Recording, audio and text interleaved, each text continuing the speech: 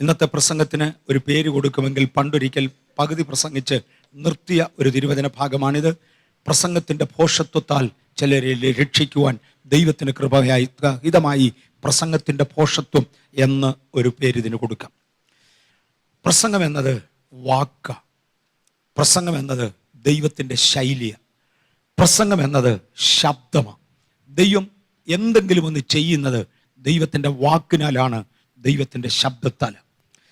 ദൈവത്തിൻ്റെ വാക്കിനാലും ദൈവത്തിൻ്റെ ശക്തിയാലും ചെയ്ത ചിലത് നമ്മെ കൊണ്ട് ചെയ്യിക്കുമ്പോൾ വാക്കിനേക്കാൾ കൂടുതൽ, അല്ലെങ്കിൽ വാക്കിനോടൊപ്പം ദൈവം വേറെ പലതും കൂടെ ചേർക്കും. പലതും കൂടെ ചേർക്കുമെങ്കിലും ദൈവം ഒരിക്കലും വിട്ടുകളയാതെ പിടിക്കുന്ന ഒന്നാണ് വാക്കുകൾ, നാം ഉച്ചരിക്കേണ്ട വാക്കുകൾ. ദൈവത്തിൻ്റെ ജ്ഞാനം ലോകം ഭോഷത്വമാക്കി തള്ളിക്കളഞ്ഞു. കാരണം ലോകത്തിനത് മനസ്സിലാകത്തില്ല. പക്ഷെ എങ്കിലും ക്രിസ്തുവിൽ വിശ്വസിക്കുന്നവർക്ക് അത് ദൈവത്തിൻ്റെ ശക്തിയാകയാൽ ഇന്നും ആ വാക്കുകളുടെ ഗൗരവം ദൈവത്തിൻ്റെ വചനത്തിലുണ്ട്. പ്രസംഗിക്കുക എന്നത്, അല്ലെങ്കിൽ ശബ്ദിക്കുക എന്നത്, സംസാരിക്കുക എന്നത് ദൈവത്തിൻ്റെ ശൈലിയാണ്. ആദിയിൽ ദൈവം ആകാശവും ഭൂമിയും സൃഷ്ടിച്ചു. വെളിച്ചമുണ്ടാകട്ടെ എന്ന് ദൈവം കൽപ്പിച്ചു. വെളിച്ചമുണ്ടായി. ഡോക്ടർ പോൾ യോങ്ചാവ് ഒരിക്കൽ ചോദിച്ചൊരു ചോദ്യമുണ്ട്, വെളിച്ചമുണ്ടാകട്ടെ എന്ന് ദൈവം കൽപ്പിക്കേണ്ട കാര്യം ഉണ്ടായിരുന്നോ? ദൈവമല്ലേ ഓർത്ത പോരായിരുന്നോ? യോങ്ചാവ് തന്നെ മറുപടി പറഞ്ഞു, പോരായിരുന്നു, ശബ്ദിക്കണമായിരുന്നു, അതുകൊണ്ടാണ് ശബ്ദിച്ചത്. ഓർത്താൽ സൃഷ്ടി നടക്കുമായിരുന്നെങ്കിൽ ദൈവം ശബ്ദിക്കത്തില്ല. ഞാനാണെങ്കിൽ ചിലപ്പോഴേ പറയരുതാത്ത കാര്യങ്ങൾ വിളിച്ചു പറയും, പറയേണ്ടാത്തതും വിളിച്ചു പറയും. എന്നെ അധിക പ്രസംഗി നാളുകൾ വിളിക്കും. ദൈവത്തിന് ഒരിക്കലും അധിക പ്രസംഗം കാണത്തില്ല. ദൈവം ചെയ്യുന്നത് ചെയ്യേണ്ടത് മാത്രമേ ഉള്ളൂ. ദൈവത്തിൻ്റെ മെത്തേഡാണ് ശബ്ദം, ദൈവത്തിൻ്റെ മെത്തേഡാണ് ആജ്ഞ, ദൈവത്തിൻ്റെ ശൈലിയാണ് പ്രസംഗം. അത് ദൈവിക മെത്തേഡിൽ ഉൾപ്പെടും.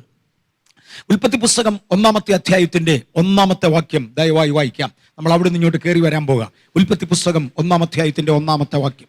ആദിയിൽ ദൈവം ആകാശവും ഭൂമിയും സൃഷ്ടിച്ചു. ആദിയിൽ ദൈവം ആകാശവും ഭൂമിയും സൃഷ്ടിച്ചു എന്ന ആദിയിൽ അത്രയും മാത്രമേ അറിയത്തുള്ളൂ. ഞങ്ങളുടെ ഒരു മോന് ബിഷപ്പ് കോട്ടൺ സ്കൂളിൽ പഠിക്കുന്നുണ്ട്. ആ സ്കൂളിൽ നിന്ന് ഒരു ടീച്ചറും ഇന്നിവിടെ ഉണ്ട്. ഞാൻ ദൈവത്തെ സ്തുതിക്കുന്നു. ഒരിക്കൽ സൃഷ്ടിയെക്കുറിച്ച് പറഞ്ഞപ്പോൾ 4-ാം ക്ലാസ്സിൽ പഠിക്കുന്ന ആ കുഞ്ഞ് ദൈവത്തിൻ്റെ സൃഷ്ടിയിലെ ബിഗ് ബാങ് ഒക്കെ എന്നോട് ഇങ്ങോട്ട് എടുത്തു പറഞ്ഞു. Something to big. ഞാൻ ഒരിക്കലും പ്രതീക്ഷിച്ചതല്ല, അതിനേക്കാൾ മേളില. ലോകത്തിൻ്റെ ജ്ഞാനത്തിൽ എന്താ ദൈവിക സൃഷ്ടി എന്ന് ഗ്രഹിക്കുവാൻ ഇതുവരെയും കഴിഞ്ഞിട്ടില്ല. ഒരളവ് അല്പം ശ്രദ്ധിച്ചിട്ടുണ്ട്, അതിൽ കവിഞ്ഞതിനകത്തൊന്നും ആർക്കും അറിയത്തില്ല. പക്ഷെ ആദിയിൽ ദൈവം ആകാശവും ഭൂമിയും സൃഷ്ടിച്ചു. സൃഷ്ടിക്കുവാൻ ദൈവം എടുത്ത മെത്തേഡ് എന്താണ്? ദൈവം എങ്ങനെയാണ് സൃഷ്ടിച്ചത്? കൊലോസ്യ ലേഖനം 1-ാം അധ്യായത്തിന്റെ 15 മുതൽ 18 വരെയുള്ള വാക്യം നമുക്കൊന്ന് വായിക്കാം. 17 വരെയുള്ള വാക്യം മതി. കൊലോസ്യ ലേഖനം 1-ാം അധ്യായം 1-ാം അധ്യായത്തിന്റെ 15 മുതൽ 17 വരെയുള്ള വാക്യങ്ങൾ നമുക്കൊന്ന് വായിക്കാം. അവൻ അദൃശ്യനായ ദൈവത്തിന്റെ പ്രതിമയും. ഇത് ക്രിസ്തുവിനെ കുറിച്ച് പറയുകയാണ്. ക്രിസ്തു അദൃശ്യനായ ദൈവത്തിന്റെ പ്രതിമയും സർവ്വ സൃഷ്ടിക്കും ആദ്യജാതനുമാകുന്നു. ഞാൻ ഇവിടെ ഒന്നുകൂടെ തിരിച്ചു വരും, അന്നേരത്ത് വിശദീകരിച്ചോളാം. സകല സൃഷ്ടിക്കും ആദ്യജാതനുമാകുന്നു. പിന്നെ സ്വർഗത്തിലുള്ളതും ഭൂമിയിലുള്ളതും ദൃശ്യമായതും അദൃശ്യമായതും, സിംഹാസനങ്ങൾ ആകട്ടെ, കർത്തൃത്വങ്ങളാകട്ടെ, വാഴ്ചകളാകട്ടെ, അധികാരങ്ങളാകട്ടെ, സകലവും അവൻ മുഖാന്തരം സൃഷ്ടിക്കപ്പെട്ടു. അവൻ മുഖാന്തരം അവനായിട്ടും സകലവും സൃഷ്ടിക്കപ്പെട്ടിരിക്കുന്നു. യേശുക്രിസ്തു മുഖേനയും യേശുക്രിസ്തുവിന് വേണ്ടിയും ദൃശ്യവും അദൃശ്യവും സ്വർഗത്തിലുള്ളതും ഭൂമിയിലുള്ളതും സകലതും സൃഷ്ടിക്കപ്പെട്ടു. ദൃശ്യവും അദൃശ്യവും എന്ന വാക്കിന്റെ അർത്ഥം ആത്മമണ്ഡലത്തെ ചിത്രീകരിക്കുന്നതാണ് അദൃശ്യം എന്നത്. പക്ഷെ ഭൗതിക മണ്ഡലത്തെ ചിത്രീകരിക്കുന്ന പദത്തിന് പോലും മനുഷ്യനോട് അദൃശ്യമെന്ന് പറഞ്ഞാൽ അതിനകത്ത് അതിശയിക്കാനില്ല. കാരണം ദൈവത്തിന്റെ വചനത്തിന്റെ വ്യവസ്ഥ പ്രകാരം ആദിയിൽ ദൈവം സൃഷ്ടിച്ചു. ലോകത്തിന്റെ ശാസ്ത്രപ്രകാരം 13.7 ബില്യണെങ്കിലും വർഷങ്ങൾക്ക് പുറകിൽ ദൈവം ഇതിനെ സൃഷ്ടിച്ചു. അന്ന് മുതൽ നക്ഷത്രങ്ങളിൽ ചിലയിടത്തു നിന്ന് വെളിച്ചം സഞ്ചരിച്ചിട്ടും ഇന്നും ഭൂമിയിൽ എത്തിയിട്ടില്ലാത്ത നക്ഷത്രങ്ങൾ ഉണ്ട് എന്ന് നമ്മുടെ ഹബിൾ സ്കോപ്പുകൾ വ്യക്തമാക്കുന്നു. ഞാൻ ഒരു പ്രാവശ്യം കൂടെ ആവർത്തിക്കാം. കഴിഞ്ഞ 13 ബില്യൺ വർഷങ്ങളിലധികമായി പ്രകാശം സഞ്ചരിച്ചിട്ട് ഒരു പ്രകാശത്തിന്റെ വേഗത അറിയാൻ വയ്യാത്തവർ നമ്മുടെ ഇടയിൽ കുറവാണ്. ഒരു സെക്കൻഡിൽ 1,85,000 മൈൽ വേഗതയിൽ സഞ്ചരിക്കുന്ന പ്രകാശം, ഒരു മിനിറ്റ് കൊണ്ട് സഞ്ചരിക്കുന്നത്, ഒരു വർഷം കൊണ്ട് സഞ്ചരിക്കുന്നത് കഴിഞ്ഞ് ആ പ്രകാശം കഴിഞ്ഞ 13 ബില്യൺ വർഷങ്ങളായി സഞ്ചരിച്ചിട്ടും ഇന്നും ഭൂമിയിൽ വെളിച്ചം എത്തിയിട്ടില്ലാത്ത നക്ഷത്രങ്ങൾ ദൈവസൃഷ്ടിയിൽ ഉൾപ്പെടുന്നുവെന്ന്, അദൃശ്യമായി ഇന്നും നിൽക്കുന്നുവെന്ന് ഹബിൾ സ്കോപ്പുകൾ വ്യക്തമാക്കുന്നു. നമുക്കതിന്റെ വലിപ്പം മനസ്സിലാകത്തില്ല. നമുക്ക് മനസ്സിലാകുന്നതിനേക്കാൾ വളരെ കൂടെ വ്യത്യസ്തമാണ് ഈ പ്രപഞ്ചത്തിന്റെ വലിപ്പം. അത് സൃഷ്ടിച്ചത് യേശുവാണ്, പുത്രൻ, ദൈവത്തിന്റെ തത്വത്തിന്റെ മുദ്രയായവൻ. ഞാൻ ആ പദങ്ങളിലൂടെ തിരികെ വരികയാ. ഒരു പ്രാവശ്യം കൂടെ വായിക്കാം, 15-ാമത്തെ വാക്യം മുതൽ. അവൻ അദൃശ്യനായ ദൈവത്തിന്റെ പ്രതിമയും. ക്രിസ്തു അദൃശ്യനായ ദൈവത്തിന്റെ പ്രതിമയാണ്. സാക്ഷാൽ ദൈവത്തിന്റെ പുത്രനായി അവതരിച്ചു, അഥവാ തന്റെ പ്രതിമയാണ്. യേശു പറഞ്ഞു, എന്നെ കണ്ടവൻ എൻ്റെ പിതാവിനെ കണ്ടിരിക്കുന്നു. എനിക്കുള്ള സകല ലക്ഷണങ്ങളും എൻ്റെ പിതാവിനുണ്ട്. എൻ്റെ പിതാവിനുള്ള സകല ക്വാളിറ്റികളും എന്നിലുണ്ട്. എന്നെ കണ്ടവൻ പിതാവിനെ കണ്ടു. ആ യേശു അദൃശ്യനായ ദൈവത്തിന്റെ പ്രതിമയും. പിന്നെ സർവ സൃഷ്ടിക്കും ആദ്യജാതൻ. സർവ സൃഷ്ടിക്കും ആദ്യജാതൻ. ഭൂമിയിൽ ദൈവങ്ങളെന്നറിയപ്പെടുന്ന അനേകരുണ്ട്. ഓരോരുത്തരെ എടുത്താൽ നേതാക്കന്മാർ, പ്രഭുക്കന്മാർ, മാനുഷിക ദൈവങ്ങൾ, മനുഷ്യ ദൈവങ്ങൾ, വ്യാജ ദൈവങ്ങൾ, ഇതുങ്ങളെ ഒക്കെ എടുത്താൽ BC ഇത്രാം നൂറ്റാണ്ടിൽ ജനിച്ചുവെന്ന് പറയും, അല്ലെങ്കിൽ ഇന്ന വർഷം ജനിച്ചുവെന്ന് പറയും, ഭൂമിയിൽ ഇന്ന സ്ഥലത്ത് ജനിച്ചുവെന്ന് പറയും. എല്ലാം സൃഷ്ടിയിലേക്ക് വന്നു പിറക്കുമ്പോൾ ദൈവം സൃഷ്ടിക്ക് മുന്നമേ ഉള്ളവനും സൃഷ്ടിച്ചവനുമാണ്. വ്യാജ ദൈവങ്ങൾ ചരിത്രത്തിലേക്ക് പിറക്കുമ്പോൾ സത്യദൈവം ചരിത്രത്തിന് അതീതനാണ്, അതിന് മുന്നമേ തന്നെ ഉള്ളവനാ. അവൻ സകലതിനും കാരണഭൂതനും അവൻ സകലതിനും ലാക്കും. സകലതും അവൻ മുഖേന നിർമ്മിക്കപ്പെട്ടതുമാകുന്നു. തുടർന്നാവട്ടെ. സ്വർഗത്തിലുള്ളതും ഭൂമിയിലുള്ളതും ദൃശ്യമായതും അദൃശ്യമായതും, സിംഹാസനങ്ങളാകട്ടെ, കർത്തൃത്വങ്ങളാകട്ടെ, വാഴ്ചകളാകട്ടെ, അധികാരങ്ങളാകട്ടെ, സകലവും അവൻ മുഖാന്തരം സൃഷ്ടിക്കപ്പെട്ടു. ദൃശ്യവും അദൃശ്യവും, സിംഹാസനങ്ങളും വാഴ്ചകളും അധികാരങ്ങളും, ഭൂമിയിലുള്ളതും സ്വർഗത്തിലുള്ളതും. സ്വർഗമെന്ന് ഇവിടെ ഉദ്ദേശിക്കുന്നത് നക്ഷത്രമണ്ഡലത്തെ കുറിച്ചാണ്. നക്ഷത്രമണ്ഡലങ്ങളിലുള്ളതും സകലതും അവൻ മുഖേന നിർമ്മിക്കപ്പെട്ടു. എങ്ങനെയാണ് അവൻ മുഖേന നിർമ്മിക്കപ്പെട്ടത്? എന്റെ ഇന്നത്തെ പ്രസംഗ വിഷയം പ്രസംഗത്തിന്റെ ഭോഷത്വം എന്ന വാക്കാ.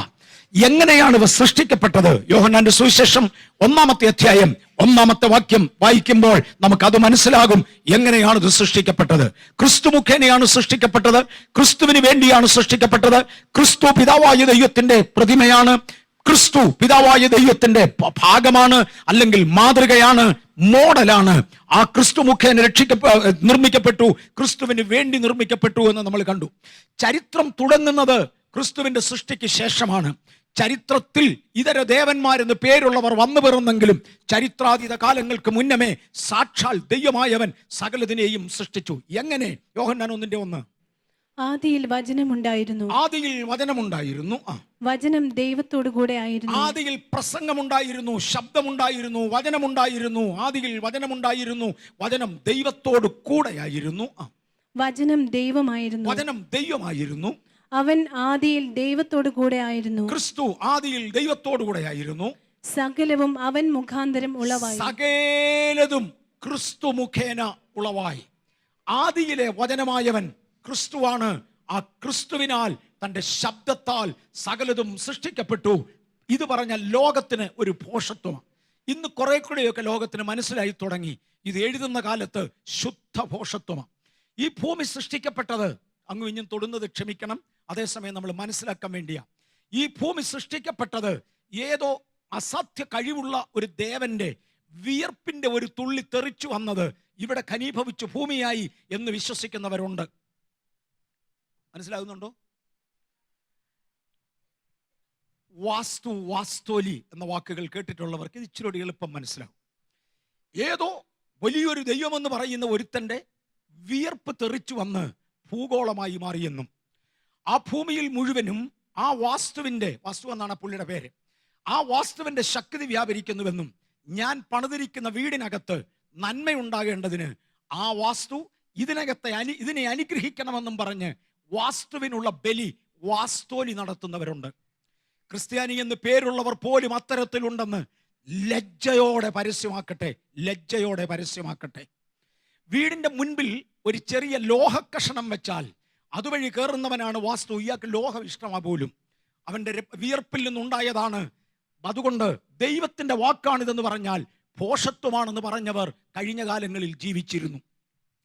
ഇന്നും അവരുടെ വേരുകൾ ഭൂമിയിൽ ഉണ്ടെങ്കിലും ദൈവത്തിന്റെ സൃഷ്ടിയാണ് ഈ ഭൂമി എന്ന കാര്യം മറക്കരുത്.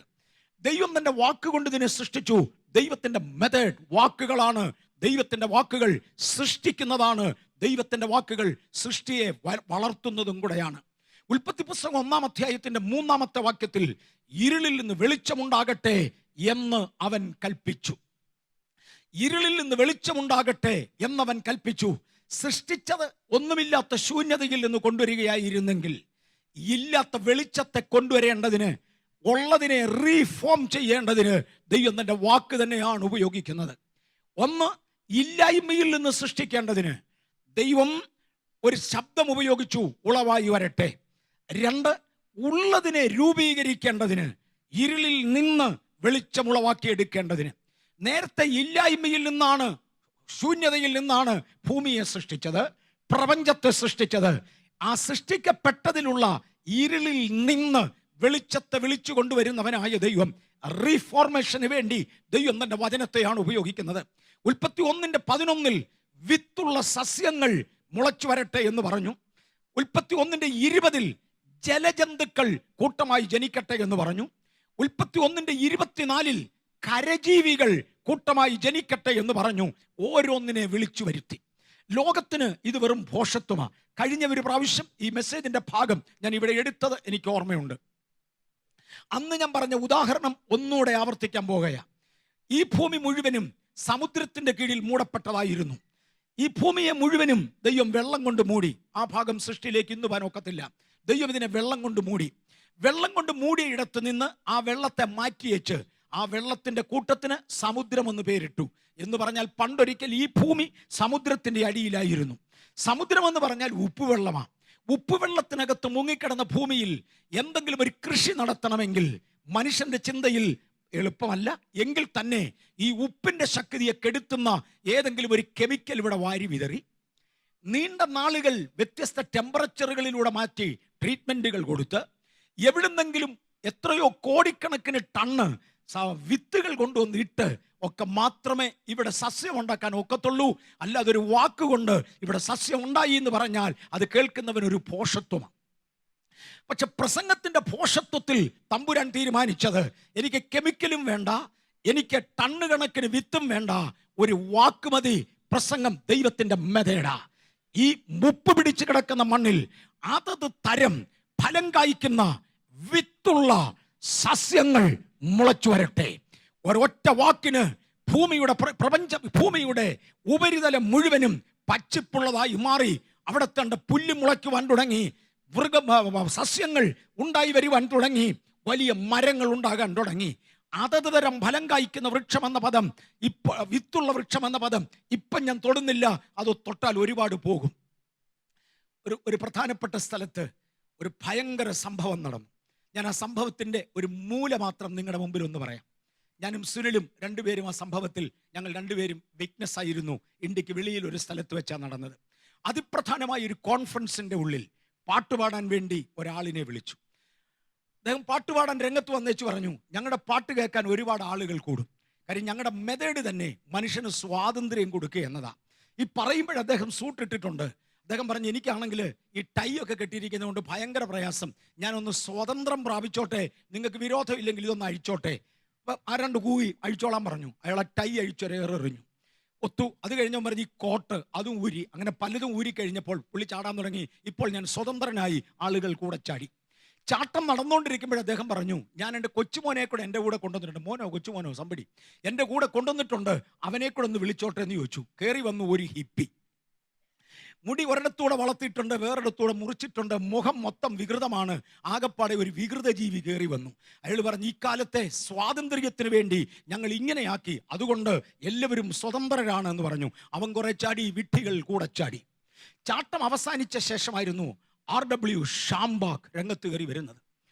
അമേരിക്കയിലെ ഗർജിക്കുന്ന സിംഹം എന്ന പേരിൽ അറിയപ്പെട്ടിരുന്ന, അസാമാന്യ ദൈവശക്തി ഉപയോഗിച്ചിരുന്ന, പ്രായത്തിന്റെ ആധിക്യത്തിലിരിക്കുന്ന RW ഷാംബാഗ് അടുത്ത മെസ്സേജിന് വേണ്ടി രംഗപ്രവേശനം ചെയ്തു.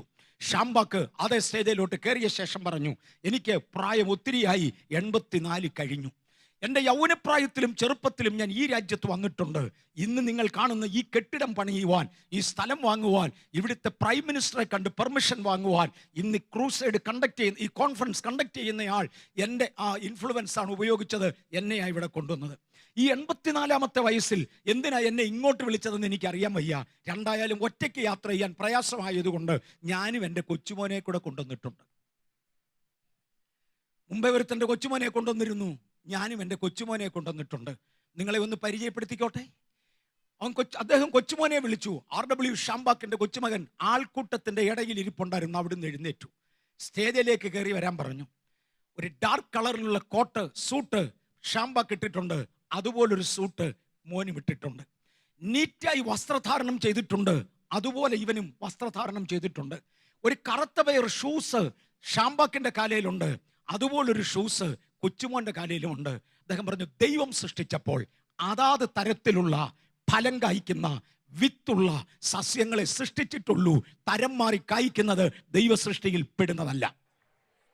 നിങ്ങൾക്ക് മനസ്സിലാകുന്നുണ്ടോ? ഞാൻ അതിനകത്തോട്ട് കയറുന്നില്ല. കയറിയാൽ ഒരുപാടാ. ദൈവസൃഷ്ടിയെ വികൃതമാക്കുന്ന ഒരു പൈശാചിക പ്രവണത നടപ്പുണ്ടെന്ന് മനസ്സിലാക്കണം. കാരണം ദൈവത്തിൻ്റെ വാക്കുകളിൽ പലതും പിശാചിന് ഭോഷത്വമാണ്, ലോകത്തിനത് വെറും ഭോഷത്വമാണ്. അതാത് തരം ഫലം കായ്ക്കുന്ന വൃക്ഷങ്ങൾ ഉണ്ടാകുന്ന വിത്തുള്ള സസ്യങ്ങൾ ഉളവായി വരട്ടെ. ഒരൊറ്റ കൽപ്പനയാണ്, അവ ഉളവായി വന്നു. ജലജന്തുക്കൾ കൂട്ടമായി ജനിക്കട്ടെ, കരജന്തുക്കൾ ഉണ്ടായി വരട്ടെ, അവയൊക്കെയും ഉളവായി വന്നു. ഞാനായിരുന്നേ പറഞ്ഞേനെ, ഈ ജലജന്തുക്കൾ ജനിക്കണമെന്നുണ്ടെങ്കിൽ കോടിക്കണക്കിന് ടണ്ണ് വരുന്ന മുട്ടകൾ കൊണ്ടുവന്ന്, അല്ലെ ജലജീവികളുടെ മീനിന്റെ മുട്ട കൊണ്ടുവന്ന് ഈ സമുദ്രത്തിലൊക്കെ വെതറിയാൽ വിരിഞ്ഞു വന്നാലായി. കർത്താവ് പറഞ്ഞു, ചുമ്മാതിരി, അതെന്റെ മെതേഡല്ല, ഒരൊറ്റ വാക്കു മതി. പ്രസംഗത്തിന്റെ ഭോഷത്വം, മനുഷ്യന് മനസ്സിലാകാത്ത പ്രസംഗത്തിന്റെ ഭോഷത്വത്താൽ ചിലതിനെ വിടുവിച്ചെടുക്കുവാൻ എൻ്റെ കർത്താവിന് തിരിഹിതമായി. ദൈവം എവിടൊക്കെയാണ് സംസാരിച്ചത്? കേവലം സൃഷ്ടിക്ക് വേണ്ടി മാത്രമാണോ സംസാരിച്ചത്? ഒരു ദിവസം തമ്പുരാൻ അബ്രഹാമിനെ ഇങ്ങോട്ട് വിളിച്ചു. അദ്ദേഹത്തിന്റെ ഭാര്യയാണെങ്കിൽ മച്ചിയാണ്, മക്കൾ ഉണ്ടാകാത്തവള. അവളെ ഇങ്ങോട്ട് വിളിച്ചേച്ച് പറഞ്ഞു, വരുന്ന ആണ്ടിൽ ഈ നേരം സാറയ്ക്ക് ഒരു മകൻ ജനിക്കും. ഞാനാണെ പറഞ്ഞേനെ, ജന്മനാൽ വന്ധിയായ ഈ സ്ത്രീക്ക് ഒരു കുഞ്ഞ് ജനിക്കണമെന്നുണ്ടെങ്കിൽ ഒരു മേജർ സർജറി ആവശ്യമാണ്. അതിനപ്പുറത്ത് ഒരുപാട് മരുന്ന് വേണം. തമ്പുരാൻ പറഞ്ഞു, എനിക്ക് മരുന്ന് വേണ്ട, എനിക്ക് സർജറി വേണ്ട, ഒരൊറ്റ വാക്ക് മതി. പ്രസംഗത്തിന്റെ ഭോഷത്വം. വരുന്നയാണ്ടിൽ ഈ നേരത്ത് സാറയ്ക്കൊരു മകൻ ജനിക്കും.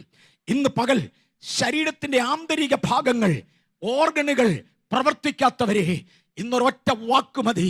കിഡ്നികൾ തകർന്നുകൊണ്ടിരിക്കുന്നവരെ, ഒരൊറ്റ വാക്ക് മതി. സർജറി ഇല്ലാതെ വിടുവിച്ചെടുക്കുന്ന ദൈവിക ശക്തി ഇന്ന് പകൽ ചിലതിൻ്റെ മേലൊന്ന് വ്യാപരിക്കുവാൻ എൻ്റെ ദൈവത്തിൻ്റെ പ്രത്യേകത. പ്രസംഗത്തിന്റെ പോഷത്വം കൊണ്ട് വിശ്വസിക്കുന്നവരെ രക്ഷിക്കുവാൻ തമ്പുരാൻ തിരിഹിതമായി. ഒരൊറ്റ വാക്കുമതി അത് ചെയ്യുവാൻ. യേശുവിൻ്റെ വാക്കുകൾ ഭയങ്കരമാ. യേശു ചെകിടനോട് സംസാരിച്ചിട്ടുണ്ട്. മനസ്സിലാകുന്നു? ഞാൻ നോക്കിയ മഹാഭോഷത്വമാ. ചെവി രണ്ടും കേൾക്കാത്തവനെ വിളിച്ച് യേശു സംസാരിച്ചു. പക്ഷേ സംസാരിച്ച് തീരുകയും രണ്ട് ചെവികൾ ഒരുപോലെ ഉളവായി വന്നു. യേശു കുരുടന്റെ മുമ്പിൽ ക്രിയകൾ കാണിച്ചിട്ടുണ്ട്. ഒരിക്കൽ രണ്ട് കണ്ണുമില്ലാത്തവന്റെ മുമ്പിൽ തുപ്പലുകൊണ്ട് ചേറുണ്ടാക്കി. ഇവനിതൊന്നും കാണത്തില്ല കേട്ടോ. അവന്റെ കണ്ണ് പൂശിക്കഴിഞ്ഞു. അവനോട് പറഞ്ഞു, നീ പോയി കഴുകി സൗഖ്യമാകെ. അവൻ പോയി കഴുകി സൗഖ്യം പ്രാപിച്ചു വന്നു. ചെകിടനോട് സംസാരിക്കുന്ന യേശു. ചെകിടനോട് സംസാരിക്കുന്നു എന്ന് പറഞ്ഞാൽ നമുക്ക് മനസ്സിലാകാം. ഞാൻ അടുത്ത പടിയിലേക്ക് കയറട്ടെ. മരിച്ച് 4 ദിവസം കഴിഞ്ഞ് അടക്കപ്പെട്ട ലാസറിന്റെ ശവം വഹിക്കുന്ന കല്ലറയുടെ മുമ്പിൽ നിന്ന് മരിച്ചവനോട് സംസാരിക്കുന്നവനാണ് എൻ്റെ യേശു. പ്രസംഗത്തിന്റെ ഭോഷത്വം. ലോകത്തിനത് വൃത്തികേടാ, ലോകത്തിനത് ഭോഷത്വമാ. പക്ഷേ ഇത് ദൈവിക മെതേടാ. മരിച്ചവനോട് സംസാരിക്കുന്നവനാണ് യേശു. ഡോക്ടർ റോൺ ചാൾസ് കഴിഞ്ഞ ദിവസങ്ങളിൽ ഇവിടെ വന്നപ്പോൾ പറഞ്ഞിരുന്ന ചില വാക്കുകൾ, അറിവുള്ളവരുടെ വാക്കുകൾക്ക് അതിൻ്റെ പ്രത്യേകതയുണ്ട്. വാക്കിൻ്റെ ഗൗരവമാണ് ഞാൻ തൊട്ടുകൊണ്ടിരിക്കുന്നത്. അറിവുള്ളവരുടെ വാക്കുകൾക്ക് അതിൻ്റെ പ്രത്യേകതയുണ്ട്. അദ്ദേഹം പറഞ്ഞു, ലാസർ പാർത്തിരുന്നത് ബെഥാന്യയിലാണ്. ലാസറിനെ കുറിച്ച് പറയുന്നിടത്തത് ബെഥാന്യയിലെ ലാസർ എന്ന് എടുത്തു പറയും. ശ്രദ്ധിച്ച് കേട്ടോണം. റോൺ ചാൾസിൻ്റെ ഡയറക്റ്റ് കേട്ടവർ എന്നേക്കാൾ ഞാൻ പറയുന്നതിനേക്കാൾ കൂടുതൽ മനസ്സിലാക്കും. അത് എനിക്ക് വിശദീകരണത്തിൽ പോകാനൊക്കത്തില്ല. ബെഥാന്യയിലെ ലാസർ എന്നാണ് ലാസറിനെ വിളിക്കുന്നത്. ബെഥാന്യ എന്ന് പറയുന്ന സ്ഥലം ഈ ഈജിപ്തിൻ്റെ കൾച്ചറിൽ കഴിയുന്ന ഒരു ഏരിയയ, ഈജിപ്ഷ്യൻസിൻ്റെ കൾച്ചറിൽ കഴിയുന്ന ഒരു ഏരിയയാണ് ബെഥാന്യ. ഈജിപ്തിൽ ഒരാൾ മരിച്ചാൽ, ബെഥാന്യയിൽ ഒരാൾ മരിച്ചാൽ കുഴിച്ചിടുന്നതിന് മുന്നമേ അദ്ദേഹത്തെ എൻബാം ചെയ്യും. വയറ് കീറി കുടലും പണ്ടോ എടുത്തു കളഞ്ഞു, ചങ്കം കരളി എടുത്ത് കളഞ്ഞ് അകത്ത് മരുന്ന് വെച്ച് കുത്തിക്കെട്ടി എൻബാം ചെയ്ത് മാത്രമേ അവനെ കുഴിച്ചിടത്തുള്ളൂ. ലാസർ മരിച്ചു, കീറി ലാസറിന്റെ കുടലെടുത്ത് കളഞ്ഞു, ചങ്കെടുത്ത് കളഞ്ഞു, കരലെടുത്ത് കളഞ്ഞു, അകത്തെ ഭാഗങ്ങൾ റിമൂവ് ചെയ്തേച്ച് പകരം ശവം അളിഞ്ഞു പോകാത്ത മരുന്ന് വെച്ച് കെട്ടി കുഴിച്ചിട്ടിരിക്കുന്ന ലാസറിന്റെ ശവക്കല്ലറയുടെ അടുക്കൽ നിന്ന് എൻ്റെ യേശു ഒരു വിളി വിളിച്ചു, ലാസറേ വെളിയിൽ വാ. വെളിയിൽ വരേണ്ടതിന് തടസ്സമായി, ഇവൻ ജീവിക്കേണ്ടതിന് തടസ്സമായി റിമൂവ് ചെയ്യപ്പെട്ട ഭാഗങ്ങൾ തിരികെ ഉളവായി വരുന്നത് മുതൽ ശവത്തോട് സംസാരിക്കുന്നവനാണ് എൻ്റെ യേശു. ചെകിടനോട് കൽപ്പിക്കുന്നവൻ, ശവത്തോട് സംസാരിക്കുന്നവൻ, അതാണ് എൻ്റെ യേശു. പ്രസംഗം ദൈവത്തിന്റെ മെതേട. ഇന്ന് പകൽ ചിലതിനോട് പ്രസംഗിക്കുവാൻ എൻ്റെ ദൈവത്തിന് തിരിഹിതമാകയാൽ എൻ്റെ കർത്താവിനെ സ്തുതിക്കുകയാണ്. ഇല്ലായ്മയിൽ നിന്ന് ഉളവാക്കുവാൻ, ഉള്ളതിനെ രൂപഭേദം വരുത്തുവാൻ, ഉള്ളതിനെ പ്രയോജനമുള്ളതാക്കി മാറ്റുവാൻ, ഇരുട്ടിൽ നിന്ന് വെളിച്ചം ഉദിച്ചു വരുവാൻ കൽപ്പിക്കുന്നവനായി യേശു. ബിഗ് ബാങ്ങിന് ശേഷം, ആദിയിലെ വചനത്തിന് ശേഷം, ഉളവായി വരട്ടെ എന്ന വാക്കിന് ശേഷം ബൈബിൾ പറയുന്നു തുടർന്നുള്ള ശാസ്ത്രം പറയുന്നു തുടർന്നുള്ള 460 കോടി വർഷങ്ങൾ പ്രകാശധാരകൾ ചിതറിക്കൊണ്ടിരുന്നു. അതിനെ റേഡിയേഷൻ ഇറ എന്ന് ശാസ്ത്രം വിളിക്കുമ്പോൾ ബൈബിൾ പറയുന്നു സൃഷ്ടിക്ക് ശേഷം ഇരുളിൽ നിന്ന് വെളിച്ചം ഉളവാക്കുവാൻ തമ്പുരാൻ തീരുമാനിച്ചൊരു വാക്ക് പറഞ്ഞു, വെളിച്ചമുണ്ടാകട്ടെ. ഇരുളിൽ നിന്ന് വെളിച്ചത്തെ പുറത്തു കൊണ്ടുവരുന്നവന്റെ ഒരൊറ്റ വാക്കിന്റെ മുമ്പിൽ ശാസ്ത്രം പറയുന്നത് 460 കോടി വർഷങ്ങൾ. ഇതൊന്നും നമ്മുടെ തലയ്ക്കകത്ത് കയറത്തില്ല, കാര്യം നമുക്കത്ര ഒന്നും ആയുസില്ല, അത്ര നമുക്ക് മനസ്സിലാകത്തില്ല. പ്രകാശരശ്മികൾ ചിതറുകയാണ്. ഇന്ന് പകൽ ചിലതിന്റെ അന്ധകാരത്തിന്റെ നടുവിൽ ഒരൊറ്റ കൽപ്പന മുഴങ്ങിയാൽ, നിങ്ങൾ മരിച്ചാലും നിങ്ങളുടെ അനന്തര തലമുറകൾ മരിച്ചാലും തീരാത്ത അളവിൽ പ്രകാശം ചിതറിക്കുവാൻ കഴിയുന്ന പ്രസംഗമാണ് എൻ്റെ ദൈവത്തിന്റെ ശൈലി. ഹല്ലേലൂയ. ആകയാൽ സ്റ്റുഡൻസ് കമ്മ്യൂണിറ്റി, പഠിച്ചിട്ട് മനസ്സിലാകാത്തവർ, തലയ്ക്കകത്തൊന്നും കയറുന്നില്ലെന്ന് പറയുന്നവർ, എന്നിൽ ഇരുളാണ് ഇരിക്കുന്നതെന്ന് പറയുന്നവർ, ഞാൻ എവിടെ തൊട്ടാലും പോക്ക പെശക എന്ന് പറയുന്നവർ, ഇന്ന് രാത്രിയിൽ കേട്ടോ, ഒരു ദൈവശബ്ദം നിങ്ങൾക്ക് വേണ്ടി ഇന്ന് പകൽ ഈ മൈക്കിലൂടെ വരികയാണ്. ആ വെളിച്ചമുണ്ടാകട്ടെ. ഹല്ലേലൂയ. കണ്ണുകളുടെ വെളിച്ചം, അറിവിന്റെ വെളിച്ചം, കഴിവുകളുടെ വെളിച്ചം, ധനസമ്പത്തിന്റെ വെളിച്ചം, ആത്മീക വെളിച്ചം, വെളിച്ചമുണ്ടാകട്ടെ. വിശ്വസിക്കുന്നവരെ പ്രസംഗത്തിന്റെ പോഷത്വം കൊണ്ട് വിടുവിപ്പാൻ എൻ്റെ ദൈവത്തിന് തിരിഹിതമായി. സാറേ, നിനക്കൊരു ഓപ്പറേഷൻ വേണമല്ലേ? നോ, സർജറി അന്ന് കണ്ടുപിടിച്ചിട്ടില്ല, അതിന്റെ ആവശ്യം എനിക്കില്ല. ഒരു വാക്ക് മതി. വരുന്ന ആണ്ടിൽ ഈ നേരം സാറയ്ക്കൊരു മകൻ ജനിക്കും. ജന്മനാൽ വന്ധിയായവൾ, ഗർഭപാത്രം ഇല്ലാത്തവൾ 2 അമ്മയായി മാറുന്നത് കാണാം. എങ്ങനെ സംഭവിച്ചു? ഒരു വാക്കുകൊണ്ടത് സംഭവിച്ചു. ഒരു ദിവസം വൃദ്ധയായി തീർന്ന എലിസബത്തിനൊരു കുഞ്ഞിനെ കൊടുക്കുവാൻ എൻ്റെ ദൈവം തീരുമാനിച്ചു. അവളുടെ ഭർത്താവായ പുരോഹിതൻ സേവ ചെയ്തുകൊണ്ടിരുന്ന ആലയത്തിന്റെ അകത്തേക്ക് ഒരു ദൂതനെ പറഞ്ഞയച്ചു. എല്ലായിടത്തും ദൈവം നേരിട്ട് വന്ന് ദൈവശബ്ദം മുഴക്കണമെന്നില്ല. ഒരു ദൂതനെ പറഞ്ഞയച്ചു. ആ ദൂതനോട് പറഞ്ഞു, നീ പോയി പറ. ഹെബ്രിയേൽ ഇറങ്ങി വന്നേച്ചു പറഞ്ഞു, സക്കറിയ പുരോഹിത, എൻ്റെ വാക്ക് കേക്ക്, നിനക്കൊരു മകൻ ജനിക്കാൻ പോകുകയാ. സക്കറിയാവാകപ്പാടെ കറങ്ങി, ഞാൻ പുരോഹിതനാ സത്യം, പക്ഷേ ഇതെങ്ങനെ നിവർത്തിയാകും? എനിക്ക് വയസ്സായില്ലയോ? അടുത്ത പദം, സക്കറിയാവേ, ഞാൻ ദൈവസന്നിധിയിൽ നിൽക്കുന്ന ഹെബ്രിയേലാ. ഞാൻ തമാശ പറയുന്ന കൂട്ടത്തിൽ പെടുന്നതല്ല, ആളളക്കം വിഡ്ഢിത്തം പറയുന്ന കൂട്ടത്തിൽ പെടുന്നതല്ല. ഞാൻ ദൈവസന്നിധിയിൽ നിൽക്കുന്നവനാ. ഞാൻ ജോക്കറല്ല, ഞാൻ രസം പറയുന്നവനല്ല, ആളുകളെ രസിപ്പിക്കാൻ ഇറങ്ങിയവനല്ല, കോമഡി കാണിക്കുന്നവനല്ല. ഞാൻ ദൈവസന്നിധിയിൽ നിൽക്കുന്ന ഹെബ്രിയേലാ. ഹല്ലേലൂയ. ഇന്ന് പകൽ ദൈവദാസന്മാർ ആരുടെ മുമ്പിൽ നിൽക്കുന്നുവെന്ന് ഓർത്ത് സംസാരിക്കുവാൻ നാവുകൾ വിട്ടുകൊടുക്കട്ടെ. ഞാൻ ദൈവസന്നിധിയിൽ നിൽക്കുന്ന ഹെബ്രിയേൽ. ഞാൻ പറഞ്ഞത് സംഭവിക്കും. പ്രസംഗത്തിന്റെ പോഷത്വത്താൽ വിശ്വസിക്കുന്നവരെ രക്ഷിക്കുവാൻ ദൈവത്തിന് തിരിഹിതമായി. സക്കറിയ പുരോഹിതൻ വിശ്വസിക്കാൻ റെഡിയല്ലായിരുന്നു. പക്ഷെ ദൂതൻ അറിയായിരുന്നു, എലിസബത്ത് വിശ്വസിച്ചോളും. ഞാൻ ഒത്തിരി പ്രാവശ്യം പറഞ്ഞിട്ടുണ്ട്, ഇനിയും പറയും. അതുകൊണ്ട് സക്കറിയാവിനെ പറഞ്ഞയക്കുമ്പോൾ പറഞ്ഞു, മിണ്ടാതെ വീട്ടിൽ പോടാൻ, നിന്റെ നാക്കടഞ്ഞിരിക്കട്ടെ. കാര്യം ഈ അവിശ്വാസം പ്രചരിപ്പിക്കുന്ന നാക്കും കൊണ്ട് വീട്ടിലോട്ട് ചെന്നാൽ എലിസബത്തിന്റെ വിശ്വാസം കൂടെ പോവും. മിണ്ടരുത്, മിണ്ടരുത്. കുഞ്ഞ് ജനിക്കുന്നത് വരെ നിന്റെ നാക്ക് അടഞ്ഞിരിക്കട്ടെ. അവിശ്വാസം പ്രചരിപ്പിക്കുന്ന നാക്ക് എനിക്ക് വേണ്ട.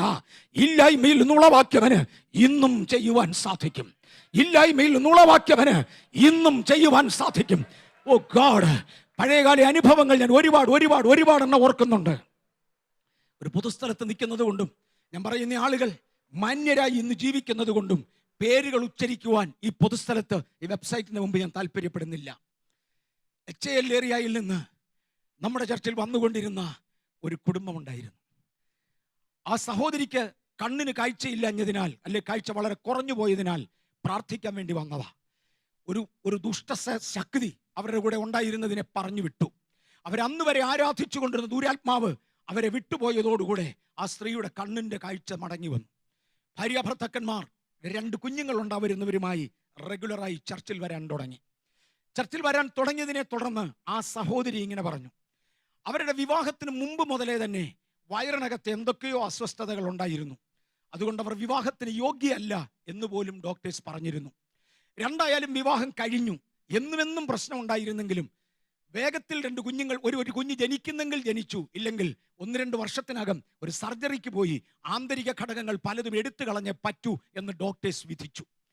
അവരെ അന്ന് പൂജിച്ചിരുന്ന ഇതേ ശക്തിയോട് തന്നെ പ്രാർത്ഥിച്ചു. ഇതെല്ലാം കൂടി ഒറ്റ പുള്ളി കാണിച്ച പണിയാ.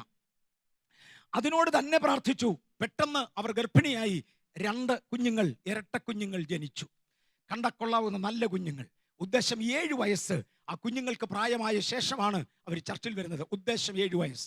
2 നല്ല സ്മാർട്ട് പെൺകുട്ടികൾ. അമ്മയുടെ ഇടവും വല്ലതും തോളെ പിടിച്ചുകൊണ്ട് എപ്പോഴും നിൽക്കും. അമ്മ എപ്പോഴും എഴുന്നേറ്റ് സാക്ഷ്യം പറയും. ഇങ്ങനെയുള്ള പ്രശ്നത്തിലാണ് ഞാൻ വന്നത്.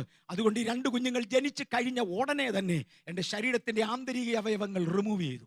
ഞാനൊരു പൊതുസ്ഥലത്ത് നിൽക്കുന്നത് കൊണ്ട് 67 വയസ്സായി പറയാമെങ്കിൽ തന്നെ പറയേണ്ടത് മാത്രം പറയട്ടെ. ഗർഭധാരണത്തിന് ആവശ്യമുള്ള എല്ലാ ഘടകങ്ങളും ശരീരത്തിൽ നിന്ന് മുറിച്ചു മാറ്റി. ഇനി കുഞ്ഞുങ്ങൾ ഉണ്ടാകുകയില്ല. അദ്ദേഹം, തൻ്റെ ഭർത്താവ് സെൻട്രൽ ഗവൺമെന്റ് എംപ്ലോയി ആകയാൽ ഫാമിലി പ്ലാനിങ്ങിന്റെ സർജറി നടത്തുന്നവർക്ക് ആ കാലത്ത് കിട്ടുന്ന പേയ്മെന്റിന്റെ ഇൻക്രിമെന്റും വാങ്ങിച്ചു. ഏതാണ്ട് 1 വർഷത്തോളം ചർച്ച വന്നു.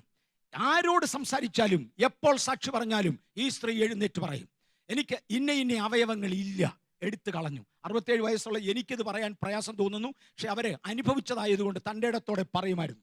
എടുത്തു കളഞ്ഞു. ആ സർട്ടിഫിക്കറ്റും കൊണ്ട് എൻ്റെ ഭർത്താവിന് ഒരു ഇൻക്രിമെന്റ് കിട്ടി. കർത്താവ് ഇന്ന് രോഗമില്ലാതെ നടത്തുന്നു. ആ പഴയ ശക്തി എന്നിൽ നിന്ന് വിട്ടുപോയതിനെ തുടർന്ന് എൻ്റെ ശരീരവേദന പോയി, എൻ്റെ കണ്ണിൻ്റെ കാഴ്ച മടങ്ങി വന്നു. ഇതൊക്കെ പറയുമായിരുന്നു. അന്നായിരുന്നു ഒരു ദിവസം ഈ 2 കുഞ്ഞുങ്ങൾ, പെൺകുഞ്ഞുങ്ങൾ അമ്മയുടെ ഇടത്തെ തോളിലും വലത്തെ തോളിലും പിടിച്ചുകൊണ്ട്, ഉദ്ദേശം 7 വയസ്സുള്ള പിള്ളേർ നിൽക്കുമ്പോഴാണ് ഒരു പ്രവാചകൻ ഒരു ദൂത് പറയുന്നത്, നീ ഹന്നയെ പോലെ കരഞ്ഞു പ്രാർത്ഥിക്കുമെങ്കിൽ നിനക്കടുത്തൊരു ആൺകുഞ്ഞിനെ തരും. ഇവരുടെ സർജറി നടന്ന കാര്യം പ്രവാചകൻ അറിയാൻ വയ്യ. അദ്ദേഹം അന്നത്തേക്ക് വിളിച്ച് വന്നയാളാ. അദ്ദേഹത്തിന് മുമ്പേ അവിടെ ഇല്ല. അങ്ങനെ ഈ സാക്ഷി കേട്ടിട്ടില്ല. അങ്ങർക്ക് ഇത് അറിയാൻ വയ്യ. രണ്ടായാലും അന്നിരുന്ന് ഞങ്ങളെല്ലാം ചിരിച്ചു. എല്ലാവരും ചിരിച്ചപ്പോൾ എനിക്ക് ചിരി കൊണ്ട് നിർത്താൻ ഒക്കത്തില്ലല്ലോ. അതുകൊണ്ട് ഞാൻ പ്രവാചകന്റെ കയ്യെ പിടിച്ച് പതുക്കെ ഇഞ്ഞ് വലിച്ചു. പെട്ടെന്ന് ആശീർവാദം പറഞ്ഞങ്ങ് നിർത്തി. ഇനി അങ്ങോട്ട് തുടർന്നാൽ ശരിയാകില്ല. അതുകൊണ്ട് കാര്യം ഈ സ്ത്രീയുടെ സർജറിയെ കുറിച്ച് അറിയാൻ വയ്യാത്തവർ ഞങ്ങളുടെ ഗ്രൂപ്പിലില്ല.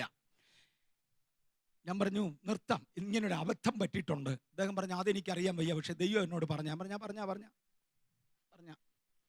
പ്രവചനം പറഞ്ഞ കൂട്ടത്തിൽ തെറ്റിപ്പോയതാണെന്ന് ഞാൻ തെറ്റിദ്ധരിച്ചു. എല്ലാവരും പോകുമ്പോൾ ആ സഹോദരി എൻ്റെ അടുക്ക വന്നൊരു ചോദ്യം ചോദിച്ചു, എന്താ പാസ്റ്റർ എല്ലാവരും ചിരിക്കുന്നേ?